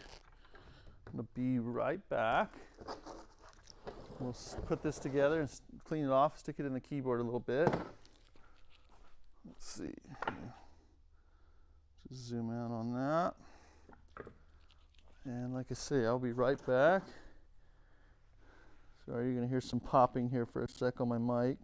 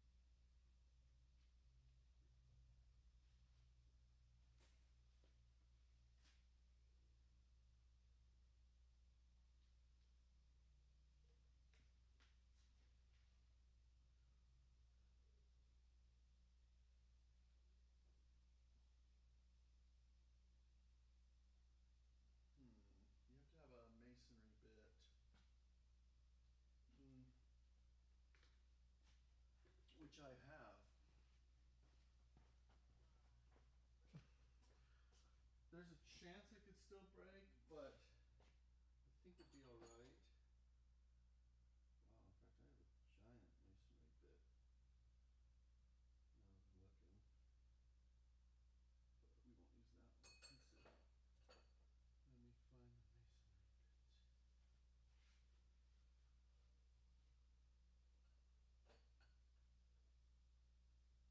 bit. Well, might be worth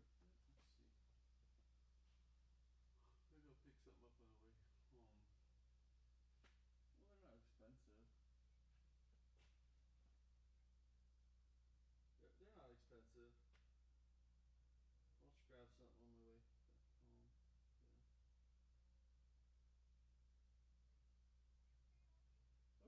Yep.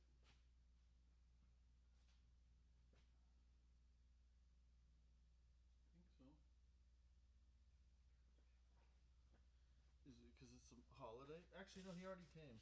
Yeah, the recycle guy's late. The garbage guy's on time. Yeah. I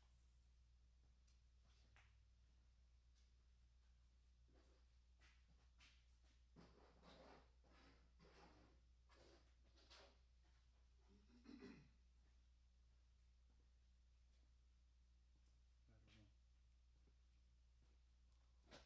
Okay. All right. Okay. Okay. Love you. Bye.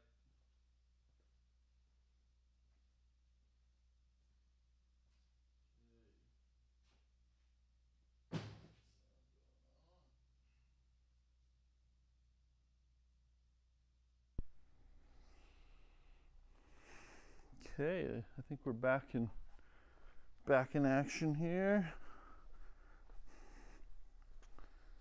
Let's see, get my stream going. Make sure things still sound good there. Okay, I think we're all set. Great. No pops today, hopefully. Okay, I don't have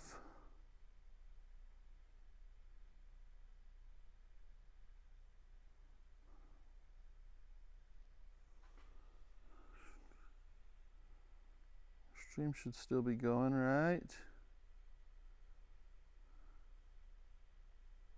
Okay, I think I'm live here. I mean, I know I'm broadcasting. What I mean is I think I'm trying to connect so I can see the chat and all that. Let me just open it up again, just in case I'm not caught up with everyone.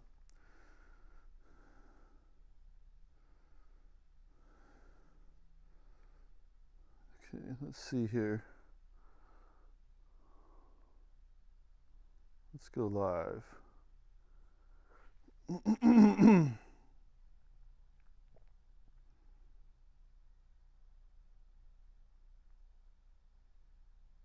There, now I'm live. Okay, great. And I'm on the chat again. But if you have any chat questions that I might have missed, just put them up here again. Anyway, we're going to get the stack on this, but first I'm going to clean off the keyboard a little bit, just because we got some wood shavings. We don't want them to interfere with the piano playing, and they do. They get in the wrong spot. They surely do.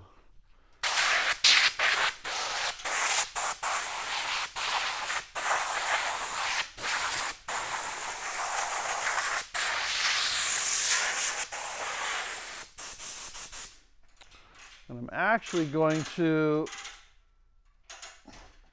because I'm probably not going to need to take off the things again off of here. I'm going to get under the keys and make sure there's no wood shavings where the backs of the keys rest. Because if you get wood shavings right there on that green cloth, then it changes the key height, and that's no good. So let's do this. Blow that off.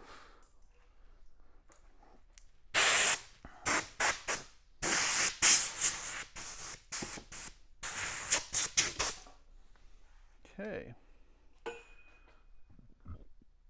Let's see here. All right, put that back on.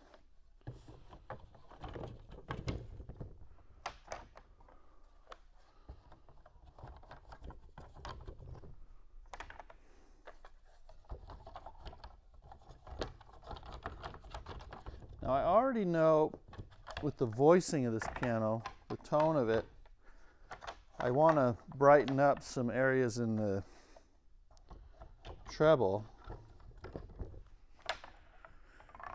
So probably once we stick this in, I'll put some hardener on those hammers. It'll dry in about 15 minutes, and we'll get that going on. And then I'll probably work at making sure all 3 strings of the hammer, or making sure the hammer's hitting all 3 strings at the same time. These are new strings. I'll be pulling up on the strings mostly to achieve that difference so that they hit at the same time. And that'll be good. Then we'll be really close. We have to do some tuning after that, and then we'll have to fix any dampers that aren't damping, which should be really easy at that point. So I kind of just ignore the dampers at this stage of things when, you know, let's see if we get a better angle up here. Yeah, I just kind of ignore the dampers. I've already pretty well regulated them to where I know they'll work. And it's just a matter of kind of individual tweaks that need to happen, any troubleshooting on those. And it gets better the longer the dampers just sit on the strings, just the weight of them, and kind of get seated that way. So I don't worry too much on it until we get towards the end.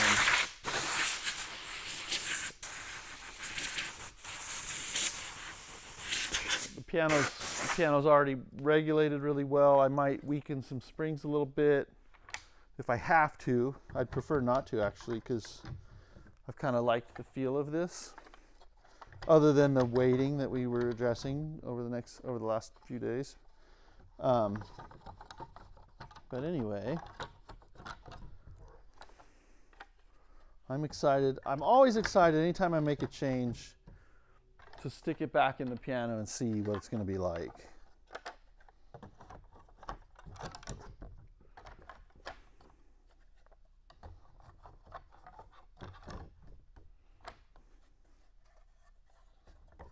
Okie doke. Let's go get the stack and we'll screw that on.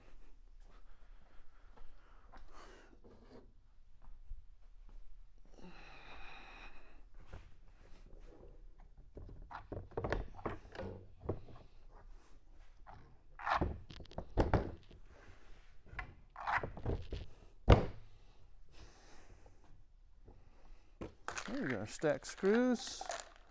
I like to get a little magnet to stick those in, but it's not absolutely necessary. I think with this model I might be able to get them in fine with my hands.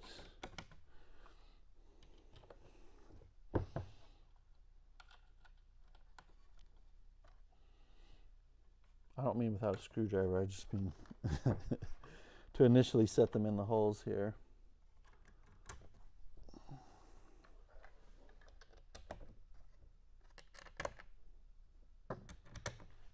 Okay, now for the screwdriver, we'll tighten this front left one first.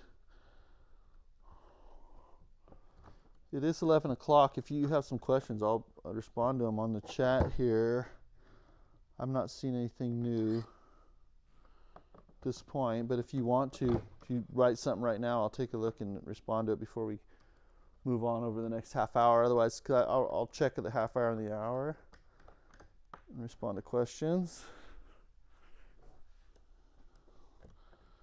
That's kind of the rate we go here in the shop, since it's kind of real time. Anytime you're screwing an action on, it's so important to make sure that it's clamped all the way down. You don't want to over tighten things and damage the screw hole. But if it's floating a little bit, then your regulation is not stable, because when that pushes down on the backs of the keys, it sets everything, right? How high the hammers are and the height of the keys.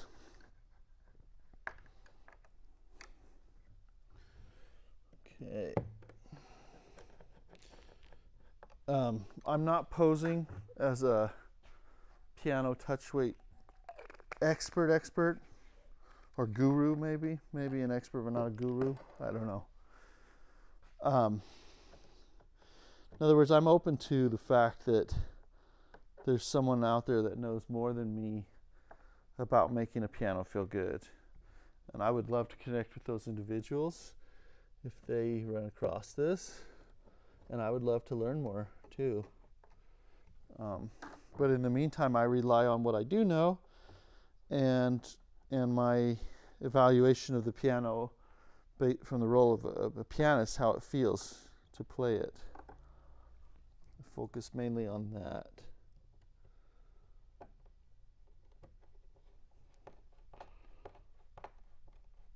All right. In there.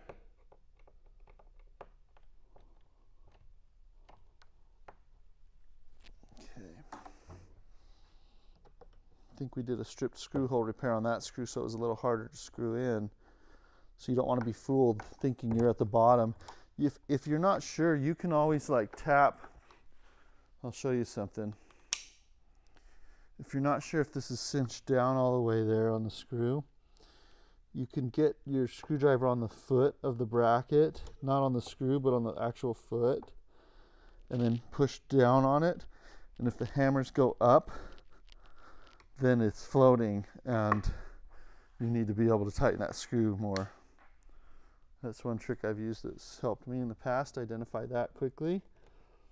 Like here, if I push, it's seated firmly. Doesn't always work, I guess, but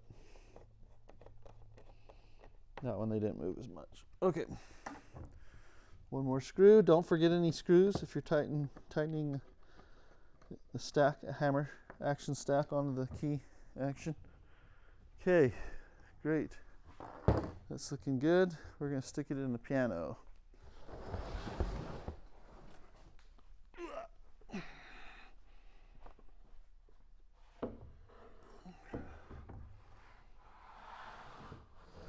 It's heavy. All right.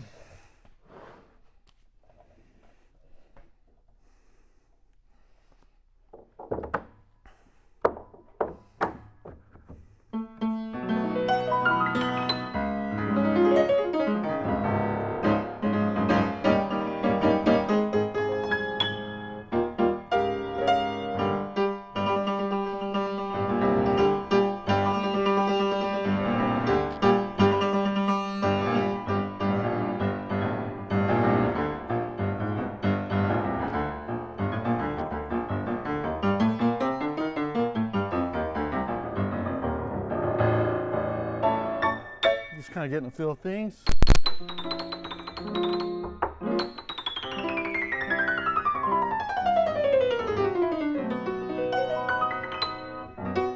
Okay, you'll notice right about here, let me get my camera over by the piano.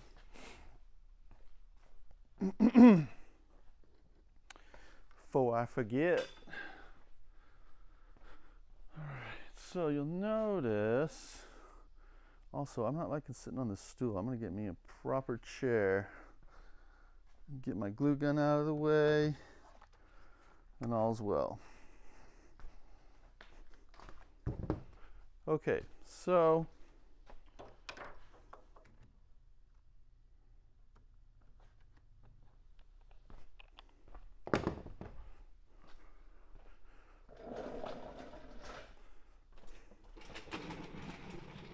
all right.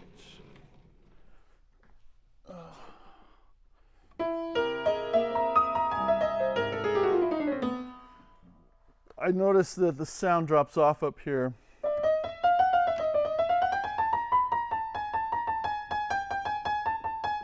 In brightness, right here. The A between, then it's not bright. Now this probably sounds really good on your sound. This is not the tone I'm going for as an end result. But it represents access to a lot of different colors and dynamics. This will be toned down but I can get the piano to sound better if I bring this up to match first and then refine it.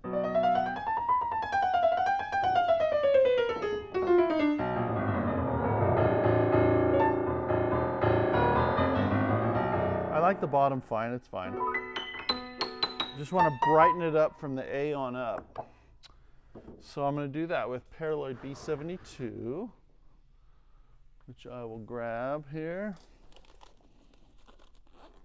This is a stronger concentration of it than a lot of people use, I think. I guess I don't know for sure what a lot of people use. I've just heard things, but oh no. We got some pops on my thing. I'm so sorry about that. Let's see if we can avoid that. Sorry for the popping. Okay, that's so annoying. All right, I'm just gonna put one drop about where the strings hit the hammer on each of these heads going up the piano. And I just want really, in this case, I just want brightness. I think I've got plenty of body and all that, and it sounds good, it's good sustain, and I think I just want it to be a little brighter. And this will make it possibly a lot brighter at first, we'll see. And then we'll needle to where we want as needed. This will dry really fast in about 15 minutes or so. And it'll make a huge difference in the tone. So right now I got them wet with this, and so you're gonna really hear a difference in tone if I play the scale, which I'll do. In the meanwhile, we'll start mating. I'll go ahead and start mating the strings going up here. Hear that difference? And just right, totally not bright because they got wet, right?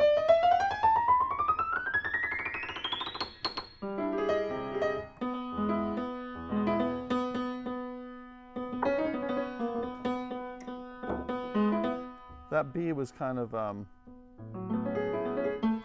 the spring is a little too active on it. So while I'm waiting for those things to dry anyway, I'm gonna weaken those springs just a little bit, or take a look at them anyway. Take a second look. And especially in this tenor section and middle section. So the B was the one that I was noticing is kind of being a little strong, because I probably put some lubricant on it, right? And so now the springs act a lot stronger than what they were doing before. And I don't want to, I still want them kind of hot actually, or at least fairly active, just not to the point where I get double striking and all that. So I'm going to tone kind of from here down. These up here is not usually as big a deal.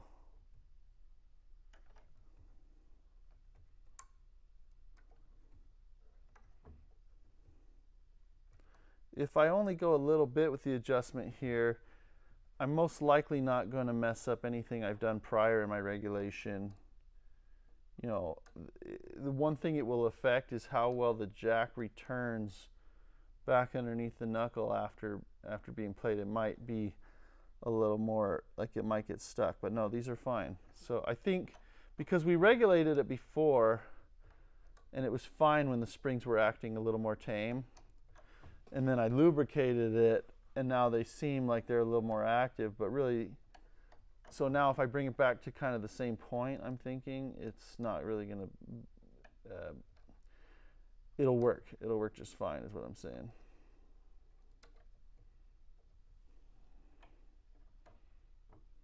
But that's the main thing. It's not like the springs got stronger, it's that the friction on this joint is now less than it was because of me lubricating it.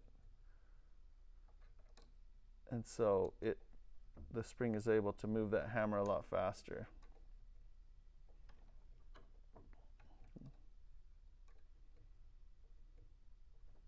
This area here is just the most prone to double striking. I mean, that's just too active. It goes boing at the top when I'm slightly releasing the key out of check.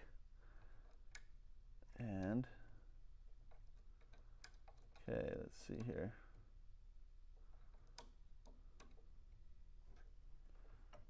Okay. Just kind of checking the rest. I'm mostly going to focus on the middle here, where when I played, I was noticing issues. It felt like it was kind of kicking back against me. I couldn't play quite as soft as I wanted to without it double striking. You could have day-to-day changes in weather, you know, that could change, that could alter or seasons that could alter how much friction is there, and these springs will behave differently, and it'll change the feel of the piano and sound for sure. It's good to keep up on it. You know, if something's changing, maybe you need to lubricate a little bit, or if you want it to feel the same and sound the same. Okay, went a little far with that. Okay.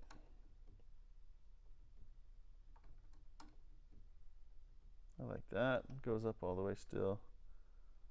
It's a little active here in the bass for sure. Same thing, just from the lubricant. So we're just doing, I guess, a fine adjustment on these springs after having addressed the friction a little bit. Yeah, I could have lubricated it before, but I don't usually lubricate unless I need to. You know, it's not like, oh, I'm going to lubricate every single action. I don't know that that's the way. I might change my mind on that and realize, hey, I'm doing it to every action anyway. Might as well do it before I regulate. I don't know though. I don't think I do. So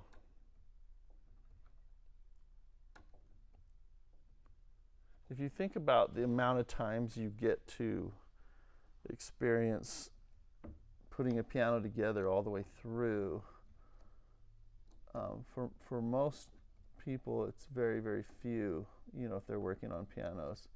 In our case, we have quite a few coming through, not as many as some shops, I'm sure, but it takes a while to amass the experience and consistency just to be able to draw conclusions that are, you know, going to be helpful from piano to piano. It can take a little while to figure out, you know, what you really want to do, and so I'm always trying to, you know, be open to changing things up as needed. Okay. There's that.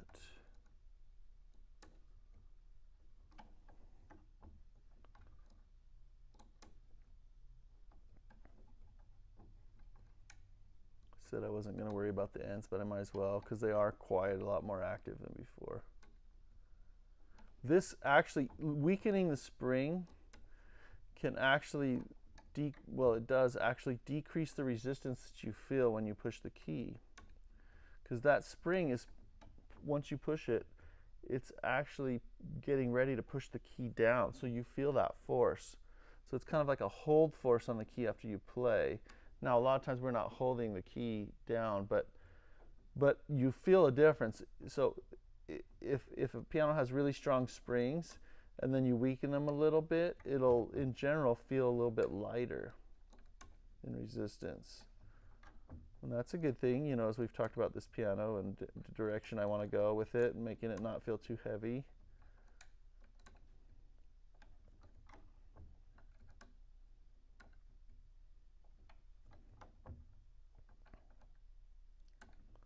So weakening these springs will take us further in that direction we're trying to go with our goals, which is good. Okay, let's see here. There, now they pop up plenty strong, but they're a lot more tame, except up here it might be inconsistent here. We're going to take a look. These are fine for that range of the piano. A little hot right here maybe, but not much. Just a tiny bit. I think it's probably fine. I don't know that I'm changing them much in the end here. That one I want to. Comes up a little strong, and I can feel a bump on my finger when it rises to the top there, because that spring is too sided, right? It's pushing down on the key and up on the hammer so that the jack can slip back under and lift the hammer again for repetition. Okay, here we go on that.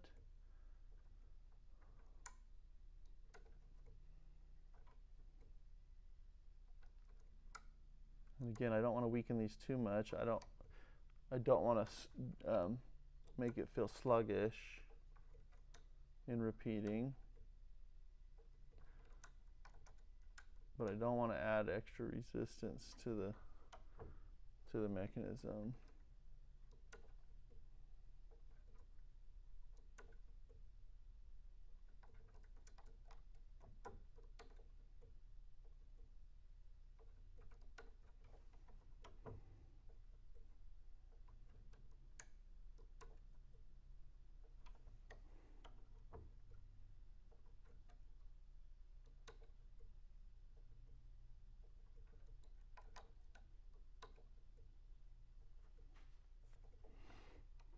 And we're back just about to where we started, going down.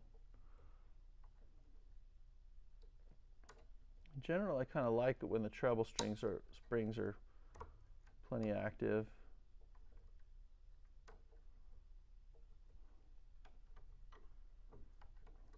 Here's the C. That's a little too passive there. There, that rise is getting there. Let's see, I want it to rise fairly quickly, but not too fast to where it has a hard time coming up without bumping the key there. Okay, that's good. These are fine. I didn't notice anything problems with the treble, so let me stick it back in. Already we're going to feel like a difference, you know, in things. I just about busted a hammer, but I didn't. Let's see. No, we're good, I think. Yeah, we're good. Just put a little strain on that glue joint. You gotta be careful with that when you push the action in and out. Let's see. I'm not seeing any.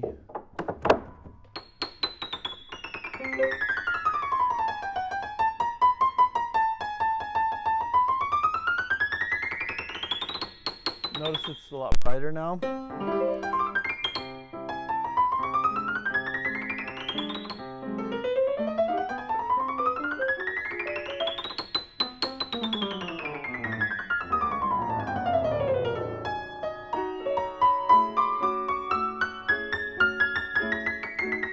I'm still having to hit harder right now to balance out with the tonal output down here.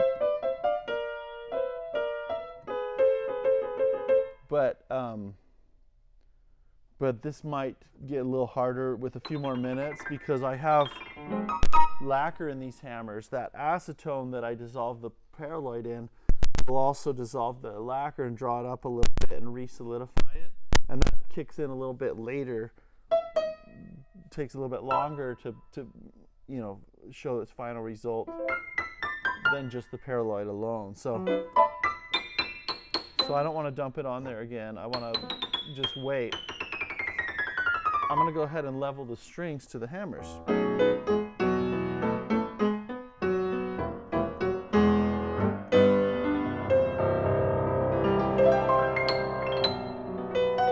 Now that's starting to pop out and balance. That's even just with the time we were talking, it's stronger.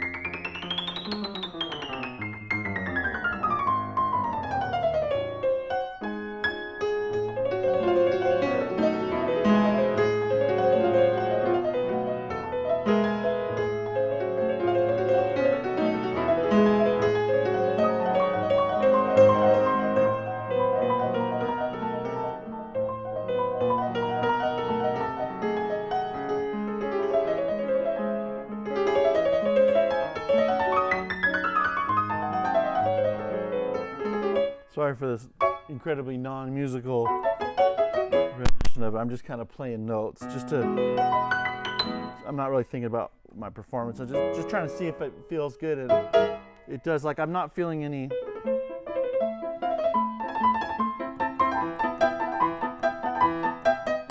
Like, I wouldn't play this piano and say it's a heavy piano at this point.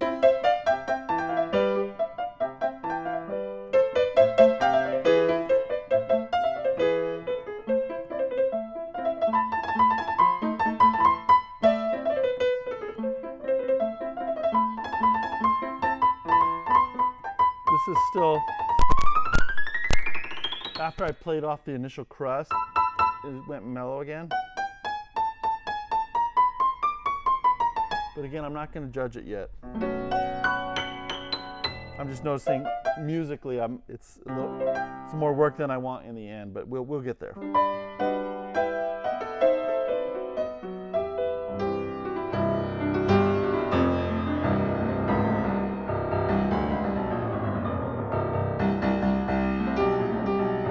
Now I'm gonna see.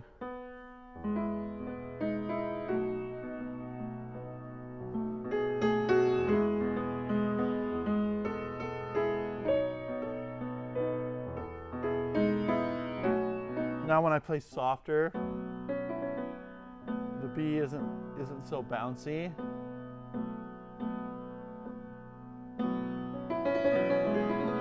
So it's not double striking as easily, which I like.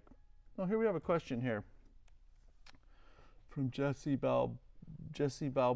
It says, pianos with Renner actions seem to be on the bright side from what I've read. I also have a Baldwin with Renner. Would you handle the regulation any differently since you work mainly on Steinways, meaning on a Baldwin L? No, I would approach the regulation the same, but I would voice it still to where it sounded good. If it was too bright for me, I would just voice it. I wouldn't voice it that much differently, whether it was Renner hammers or whatever. You know, if I got a new set of Renner hammers, I might be doing some more deep shoulder needling going up, you know, starting with that, or Hamburg Steinway hammer, same thing initially, but that's already been done. And I feel like technicians then will go in the shoulders and deep needle and they'll kill the piano. Whereas just working on the crown preserves any hardness in the shoulders that you need to kind of produce the oomph and the power and the brightness and all that in the hammers. So I think I wouldn't approach it any differently. I would just the same steps, kind of what I'm doing here, I would do there. I mean, I may not need to harden it, right? That's the only difference. So that's a great question, Jesse. Thanks for that. I'm gonna start leveling. For real, I'm gonna start leveling strings here now. I like to have a combo handle with a piece of brass. This one I just kind of made, a little piece of brass. I'll be making tools out of brass like this, several of them that I use, and I'll be selling them to whoever needs them for purposes like this. But I'll just make a brass tool if I want to hit a string down. Okay, so let's go ahead and start leveling. Now, someone pointed out about staining the strings. These are new strings. I haven't sprayed them with lacquer or anything. I know that in this case, if I touch them, I'm going to make a brown spot pretty bad. So I'll just pluck it with my thing. That's for the copper wound strings, not the rest.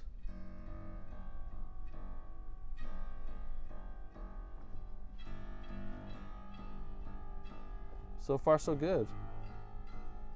Perfect, actually. That one, the left one, sounds a little shorter, so I'll lift that string. There, now they match.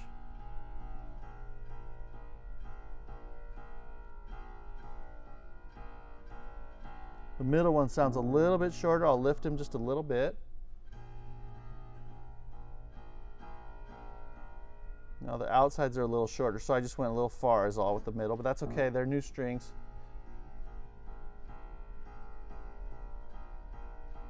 Yeah, that's pretty good.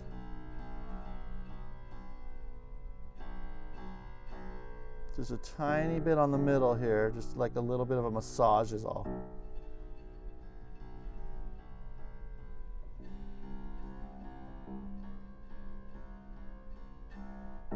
I'm curious how this comes through with the mic. I'm going to stick my headphones on and monitor it for a second, just for broadcasting purposes, to see how you're hearing this.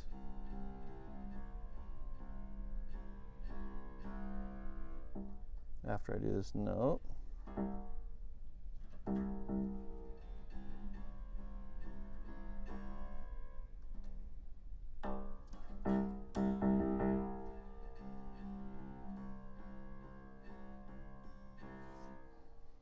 So this one I'm pulling up a little more aggressively.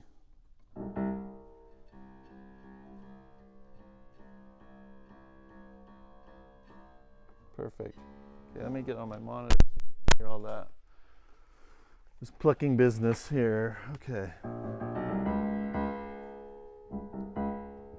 Obviously the damper's not working on that yet. So I'm going left, middle, right. Then I'm touching the hammer.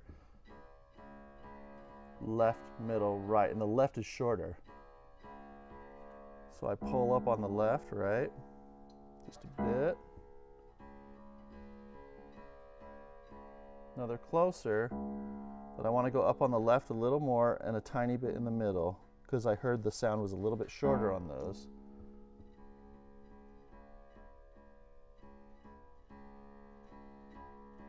Now the middle needs to come up a little more.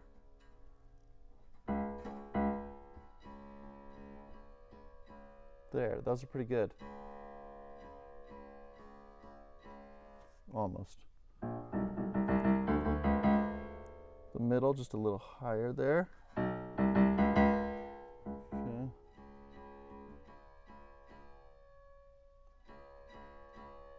Yeah, that's pretty good.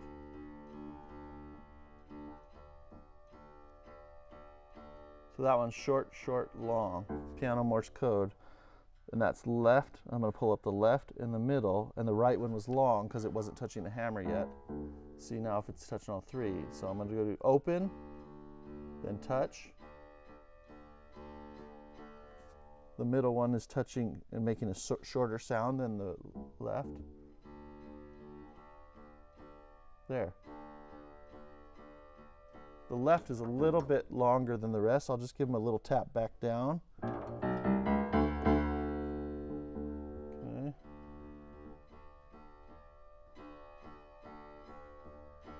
The right's a little short compared to the others. There, that's good. The right is a tiny bit singing compared to the left and the middle on that one, so I'm gonna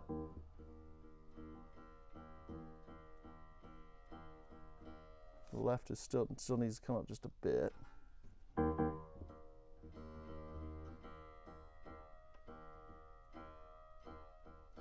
So that was a bit much with the left. Let's see if I just tap him down, if I can get back where I need to be.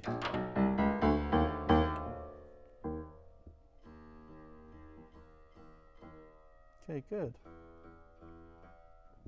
Okay, I need to push the pedals, dampers out of the way.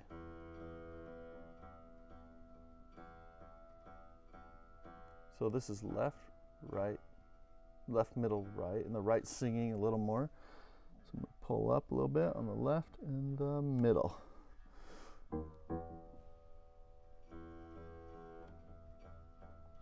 There, touch, touch. Really short, short, short. So that means now that means that all the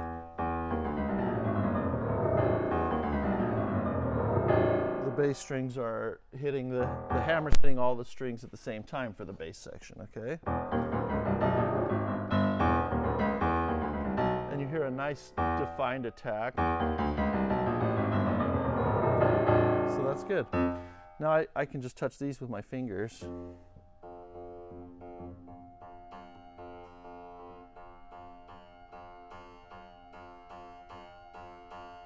The right one's just a little bit shorter than the others. Don't pay attention to that harmonic. Now the left and the middle are a little bit shorter than the right because I barely pulled it up, but it went up easily. So I'm going to go ahead and pull them up to match. Now I'm going to pull up the right again a little bit more. I'm okay if it snugs up a little more. There.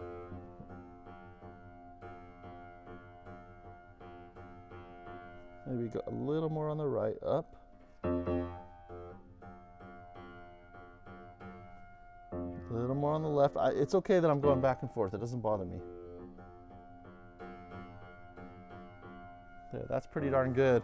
We give the right one just a little tap down.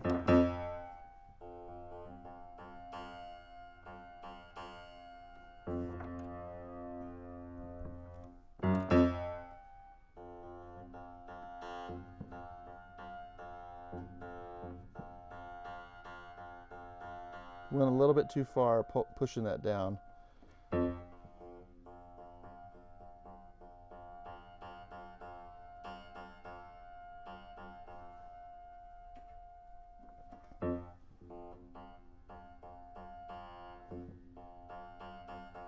That's pretty good.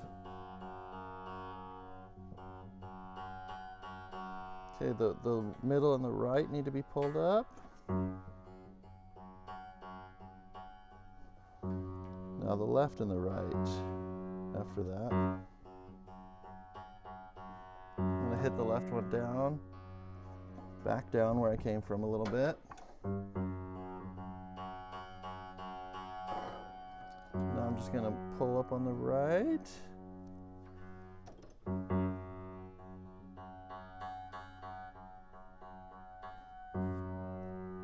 a little more.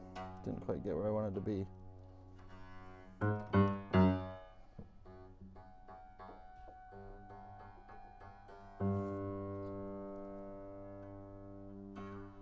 Up on the middle and right.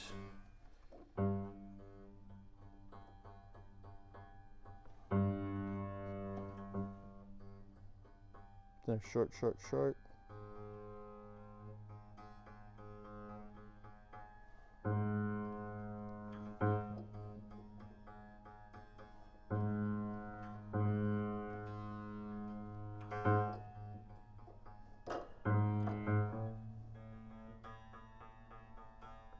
Notice I'm barely pulling up on these at all. They're newly strung strings.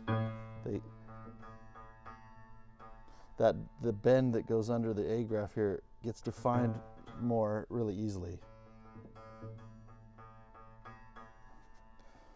Because it kind of starts out gradual. In fact, by making this more defined, it's not a bad thing at all for the tone of the piano and the tuning stability.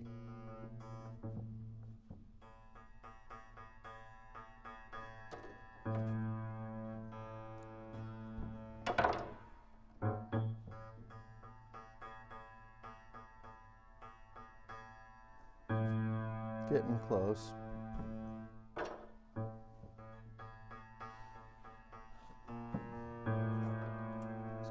up on the left a bit.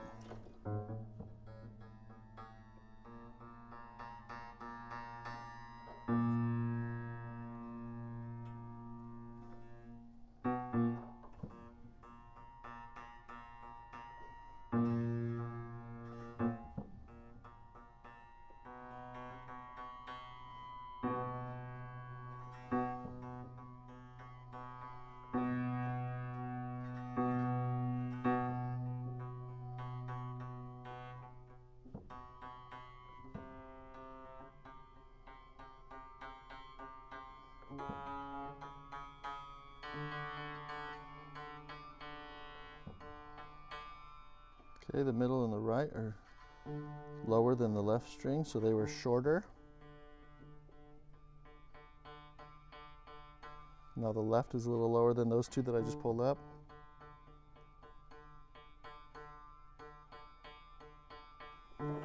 Just a little tap down on the left, just a little. There.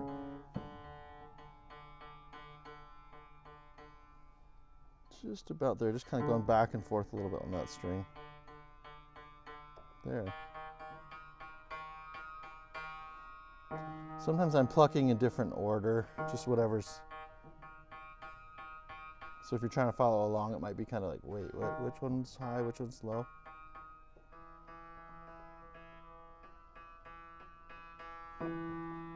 Maybe we should bring the camera in a little closer.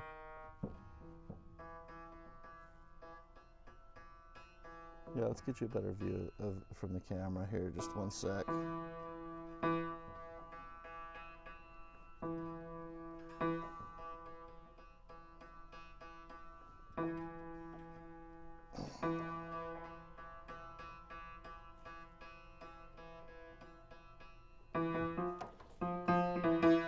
Whoops, tied to my monitor here.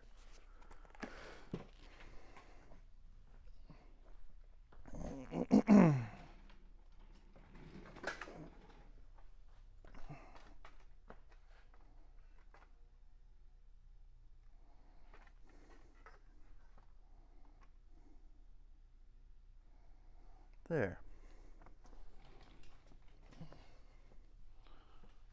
I think that's going to be a lot better there. You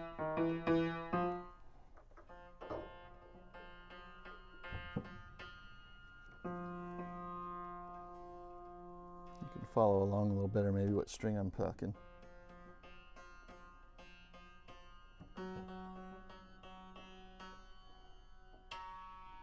So if it's short, it means it's touching first.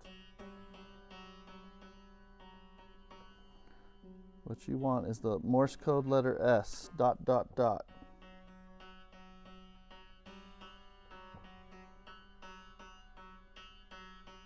Or is that O?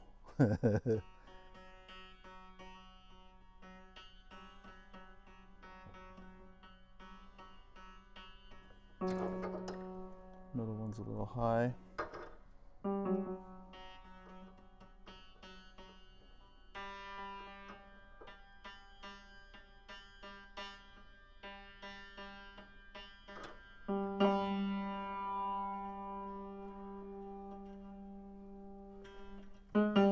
That's probably way too much. Yep. On the right string, I pulled it up. It went up really easily, so.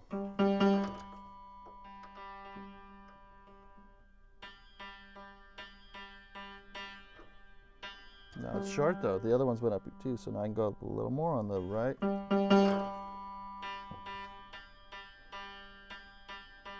Okay. We'll get it, we'll get it.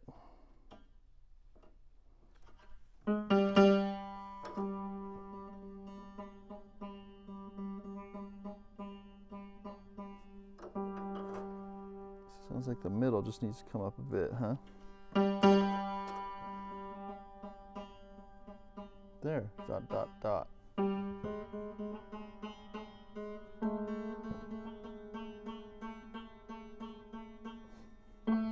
Doesn't really matter where you pluck the string. I mean, it'll have different tone a little bit, but it'll still expose what you need to hear.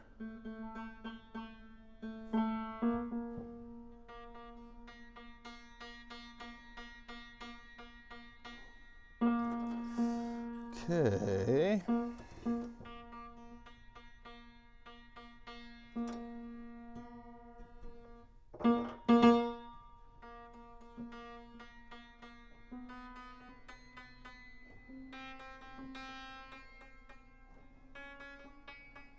These are all great.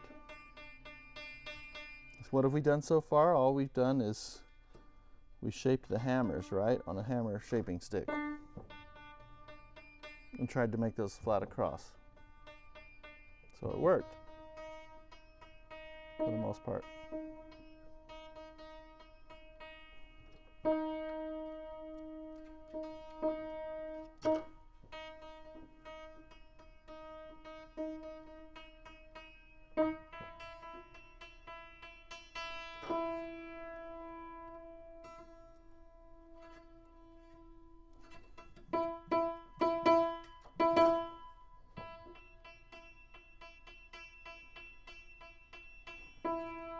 Even though they were short, the right one was choked off a little more. I think the left too. There. That's better. The left one sings just a tiny bit more. I like that. How are we doing on the chat? Anything new? Nothing new. Okay, that's fine. Oh, you know what? I'm going to take a lunch break here pretty quick. Like as in now, but I'll come back, work for another couple hours, hour and a half or so.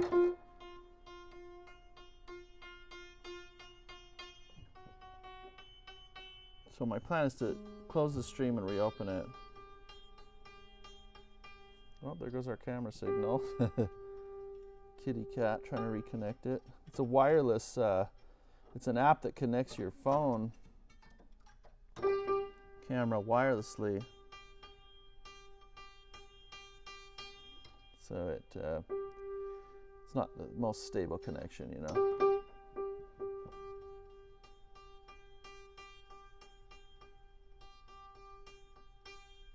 So Rafferty's wondering what exactly I'm adjusting. I'm touching the hammer. My left hand is pushing up on the parts, and I'm touching the hammer to the strings.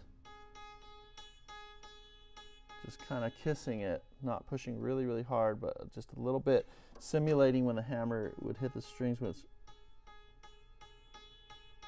when you play really softly, or hard for that matter, actually. So I'm just pushing up the hammer to the strings, touching it, and then I'm plucking the strings.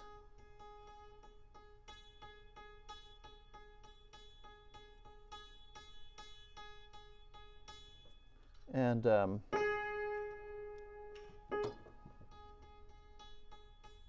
worry, I'll get to the rest of the explanation. I'm listening to it at the same time. So then I pluck the strings while the hammer's touching.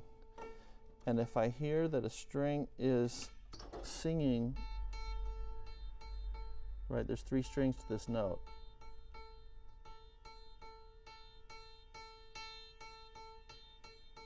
Those are all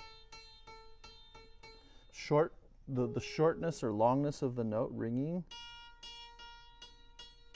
are the same. But on this one, the left string's a little shorter. That means the hammer's hitting it first. That means if I lift it a little higher, I'm actually bending this wire a little bit, okay? Now the right one. And so if I lift this up on the string, it's actually raising the height of that string just a tiny bit until I get them all the same. That means the hammer's hitting all 3 strings at the same, and the tone, you're getting the maximum output of the piano. And so the tone is going to be great. If you vibrate the strings differently, it'll have kind of a weird sound to it. It won't be as defined of an attack on the sound.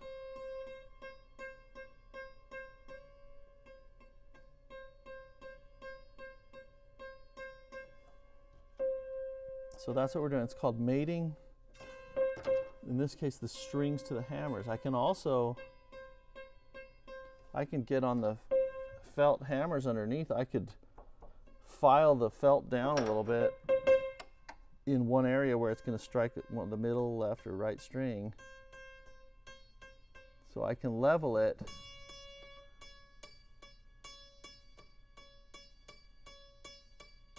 So no, I'm not, so you're asking, so this brass part with the 3 holes in it, that's called the A graph. I'm not adjusting the A graph, I'm pulling on the actual string on that side of the A graph with this hook. Okay, so it bends the wire.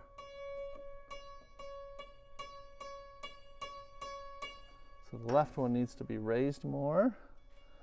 So I put this hook and I raise it. It's very hard to show on camera that close, especially without an assistant. I don't have one right now, so you'll just have to just kind of take my description at this point.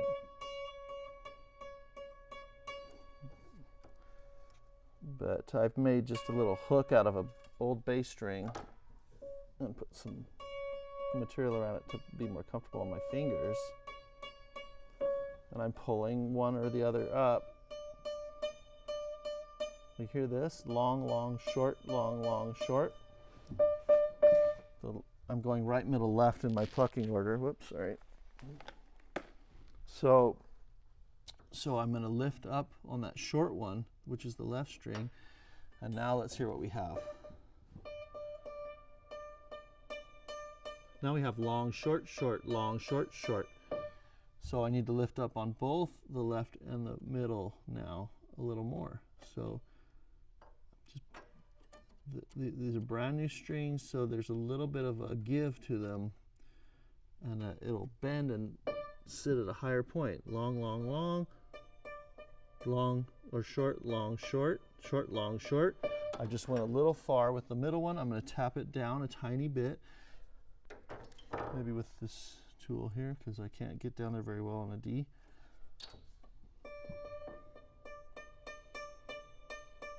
Short, short, short. Long, short, long. I'm going to lift the short one a little bit. Okay. So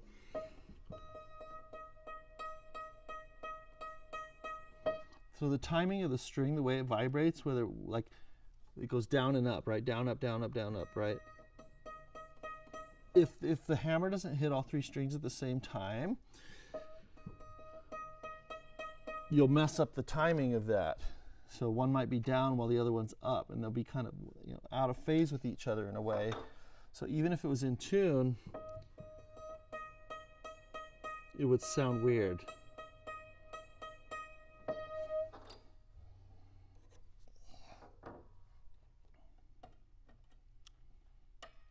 So I'm just getting in here, and you're really not going to see where I'm here because I'm behind the bar, right? Because here the strings pass through an A graph. Here they pass under a bar.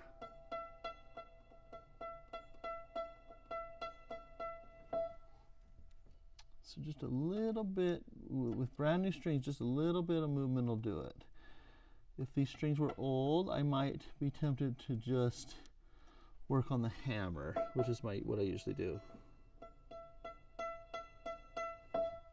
to achieve the same thing, which is that all three strings are struck at the same time with the same force. You get the most sound out of the piano that way, and clarity of tone. Okay. How long will it hold? Rafferty asks, is this like a long-term thing, right? I mean, the string will stay bent like that for the most part, where I put it. It might change a little bit. What will change probably more is the felt as it hits the strings.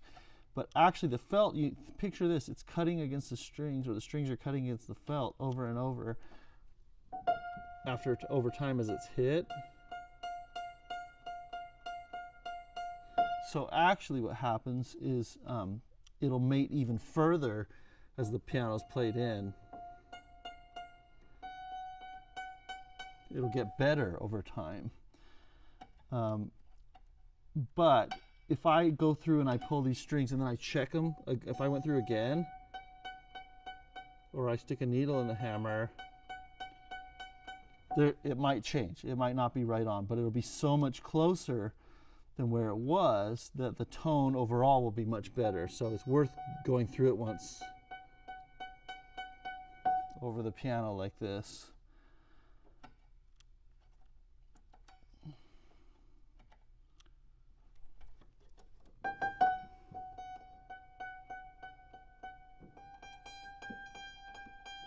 And then I'm getting some comments from Hokora, but I'm in a language that I cannot read, so you might need to translate those comments, or I will not be able to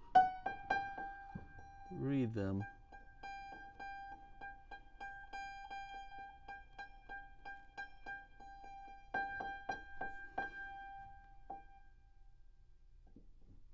Okay, so Jesse Balboa just wants clarification, saying on older pianos I would work on the hammer, not the strings, to achieve this. Yeah, in general. I mean, you could try and move the strings, but the reality is a lot of times they don't move as easily. You'll be putting a lot more force, you might break a string. It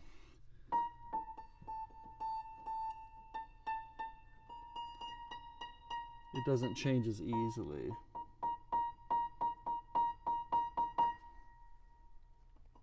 Yes, so I'm actually bending the strings, and you'll hear the pitch change as I bend it, right?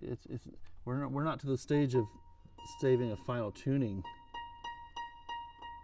You have to do a lot of tuning after this if you mess with the strings. That's another reason you might go to hammers on some pianos.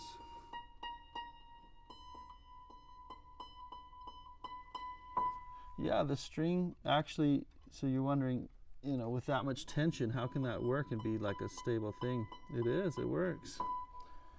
Makes a big difference too. All the best pianos have this meticulously done to them.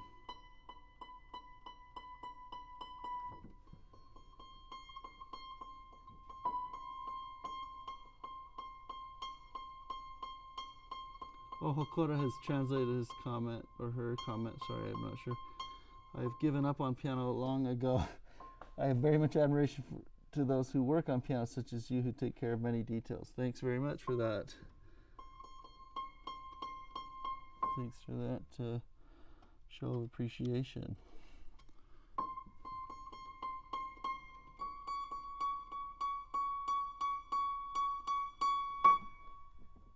Okay. Here we are.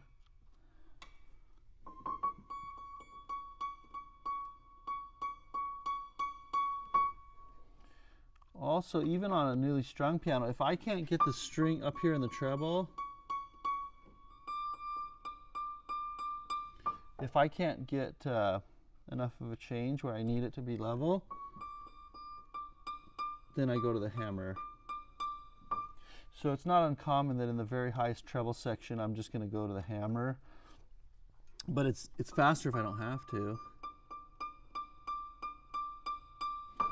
This is a lot faster on the just working on the strings.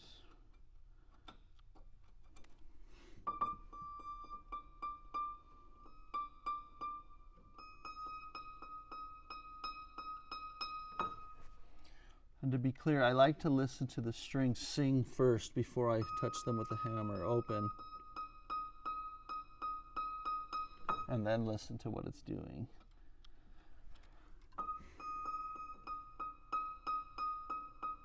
And you just get really sensitive, and the more you do it, you know, you realize, and the more you can hear the change. This is one of those changes. It's not like,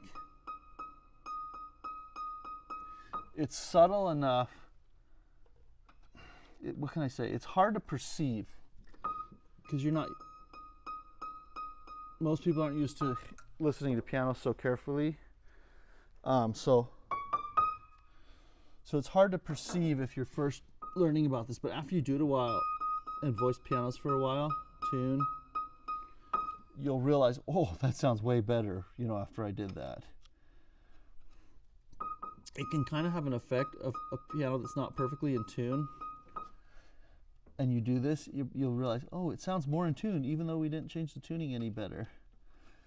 So, but what it is the tone of it.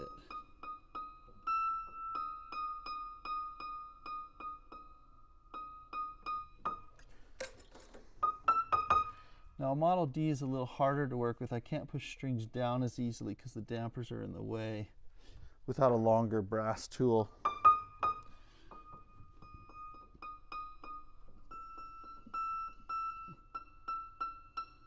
But you mostly want to be pulling anyway. Because if anything, you want to make a more firm contact between the string and where it terminates under this bar or under the A-graph there. Okay, I'm going to pull up a little bit on the left on that guy.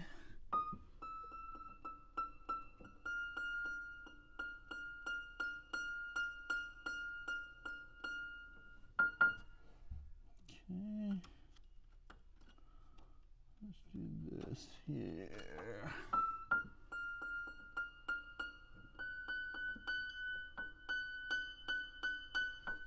Yeah, this is piano Morse code. We just want it all to sound, hit all the strings at the same time. It can make weaker notes sound stronger. It can make thinner notes sound more, have more body.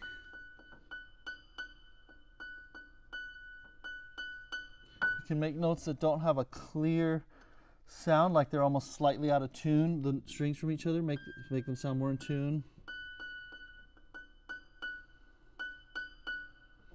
It can make, what else does it do?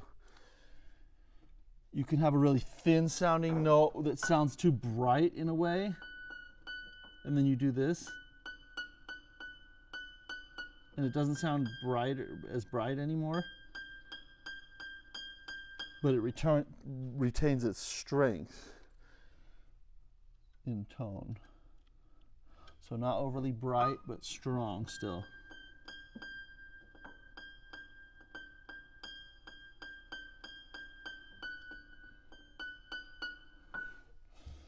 on the very end one. It's a little hard to reach in there with my hook, but I can get it.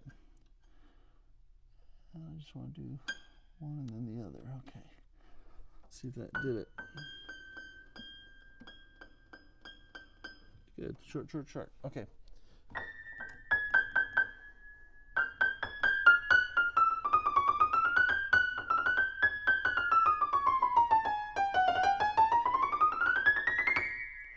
And I'm doing this before I refine how the dampers work, because if one of these strings is lower or higher, that'll affect how those dampers mute it. And so sometimes when I fix the level of the strings, it fixes some of the damping problems.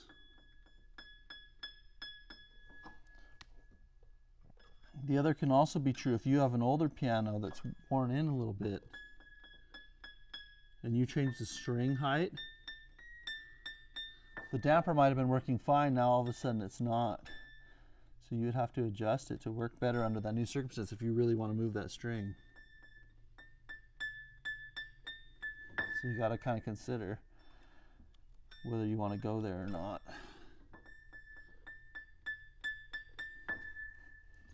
All right, here we go. Just about there.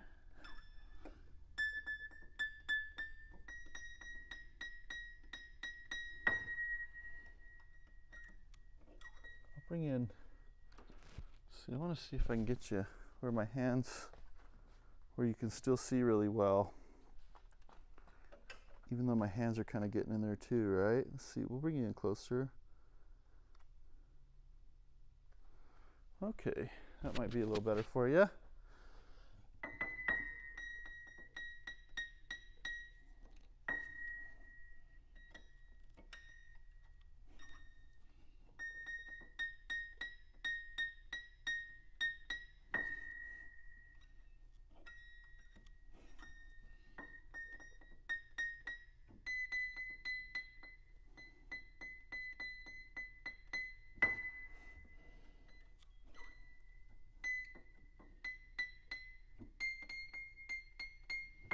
Believe it or not, the hardest part of this job is learning how to hold the hammer up with your finger. Because if you push it a certain way, the jack trips out and you can't push it against the string. So that's what takes the most practice, to do this in a reasonable amount of time. There are shortcuts. You can do different things or stick things in the action that will make it so it's easier to do, but I don't think you have a sensitive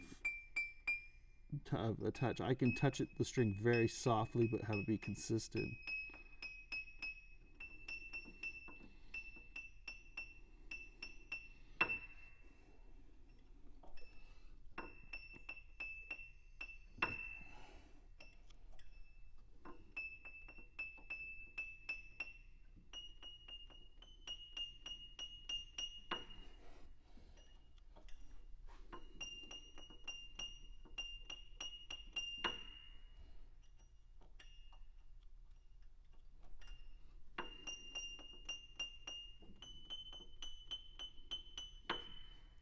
You have to have the tuning fairly close to do this. Otherwise, if a string is looser, it'll sag a little bit more sometimes.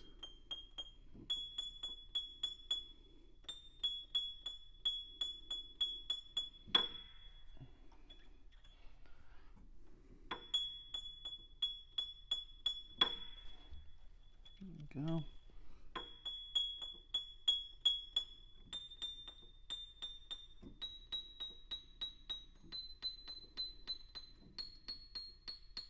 It's harder to perceive the difference on these highest notes because they have such short decay anyway.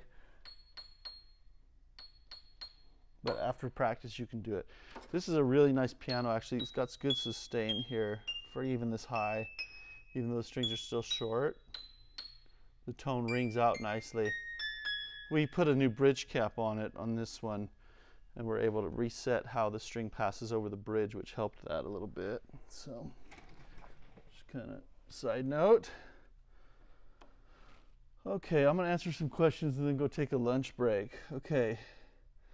Rafferty says, right, I could imagine you would have tuned it now. Oh, let's see, I'm not sure what that says, but Hokora says, Rafferty says, and do you ever shape dampers, or do they morph to the correct shape themselves? In a way, we shape dampers, not in the same way we shape, not in the same way that we shape hammers with sandpaper, but we squeeze the felt wedges on dampers. Let me get this camera here in a good, working right here. Okay, so we squeeze the felts on the dampers skinnier, or we can spread them out so that they act differently on the strings, and that's how we make it damp better on if an individual note isn't damping, like some of these. Like that's the issue there. We'll work on that and it'll go away. How that continuing to ring. Let's see. Then Rafferty says, maybe you already said it when you were talking about restringing old pianos and I missed it, but I could imagine it being difficult to reach in and shape dampers. Well, the dampers can come out. Everything can be disassembled. So you'll see that. That's not so bad. Jesse Balboa says, so on older pianos, better to check dampers are efficiently doing their job and then voice the hammer. Yeah, I guess if you want to avoid, if you don't want to have to go and make that damper work again, then if the dampers are working well, then say, okay, now that I've established that, I'm going to work on the hammer on this piano. But again, an easier way to think about it is if the piano's over 5 years old, just work on the hammer at that point, not the strings.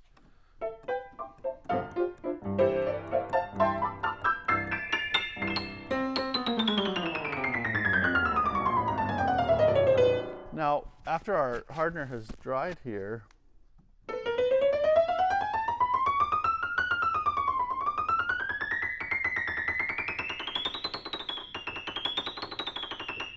Camilo Monsalves says, are you giving away this piano? No.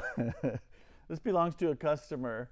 They're paying us to rebuild it. It'll go into a community school that's also used, I think, for community performances. This piano was built in 1930 originally. It was when the building was built, the high school was built. This piano was new then, I think. And so it's a lot of people's history in that community. So they're excited to see it, be revitalized.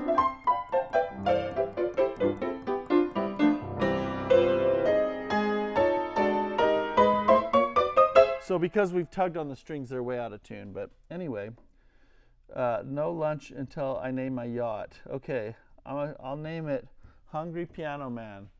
Hungry Piano Man 1. Okay.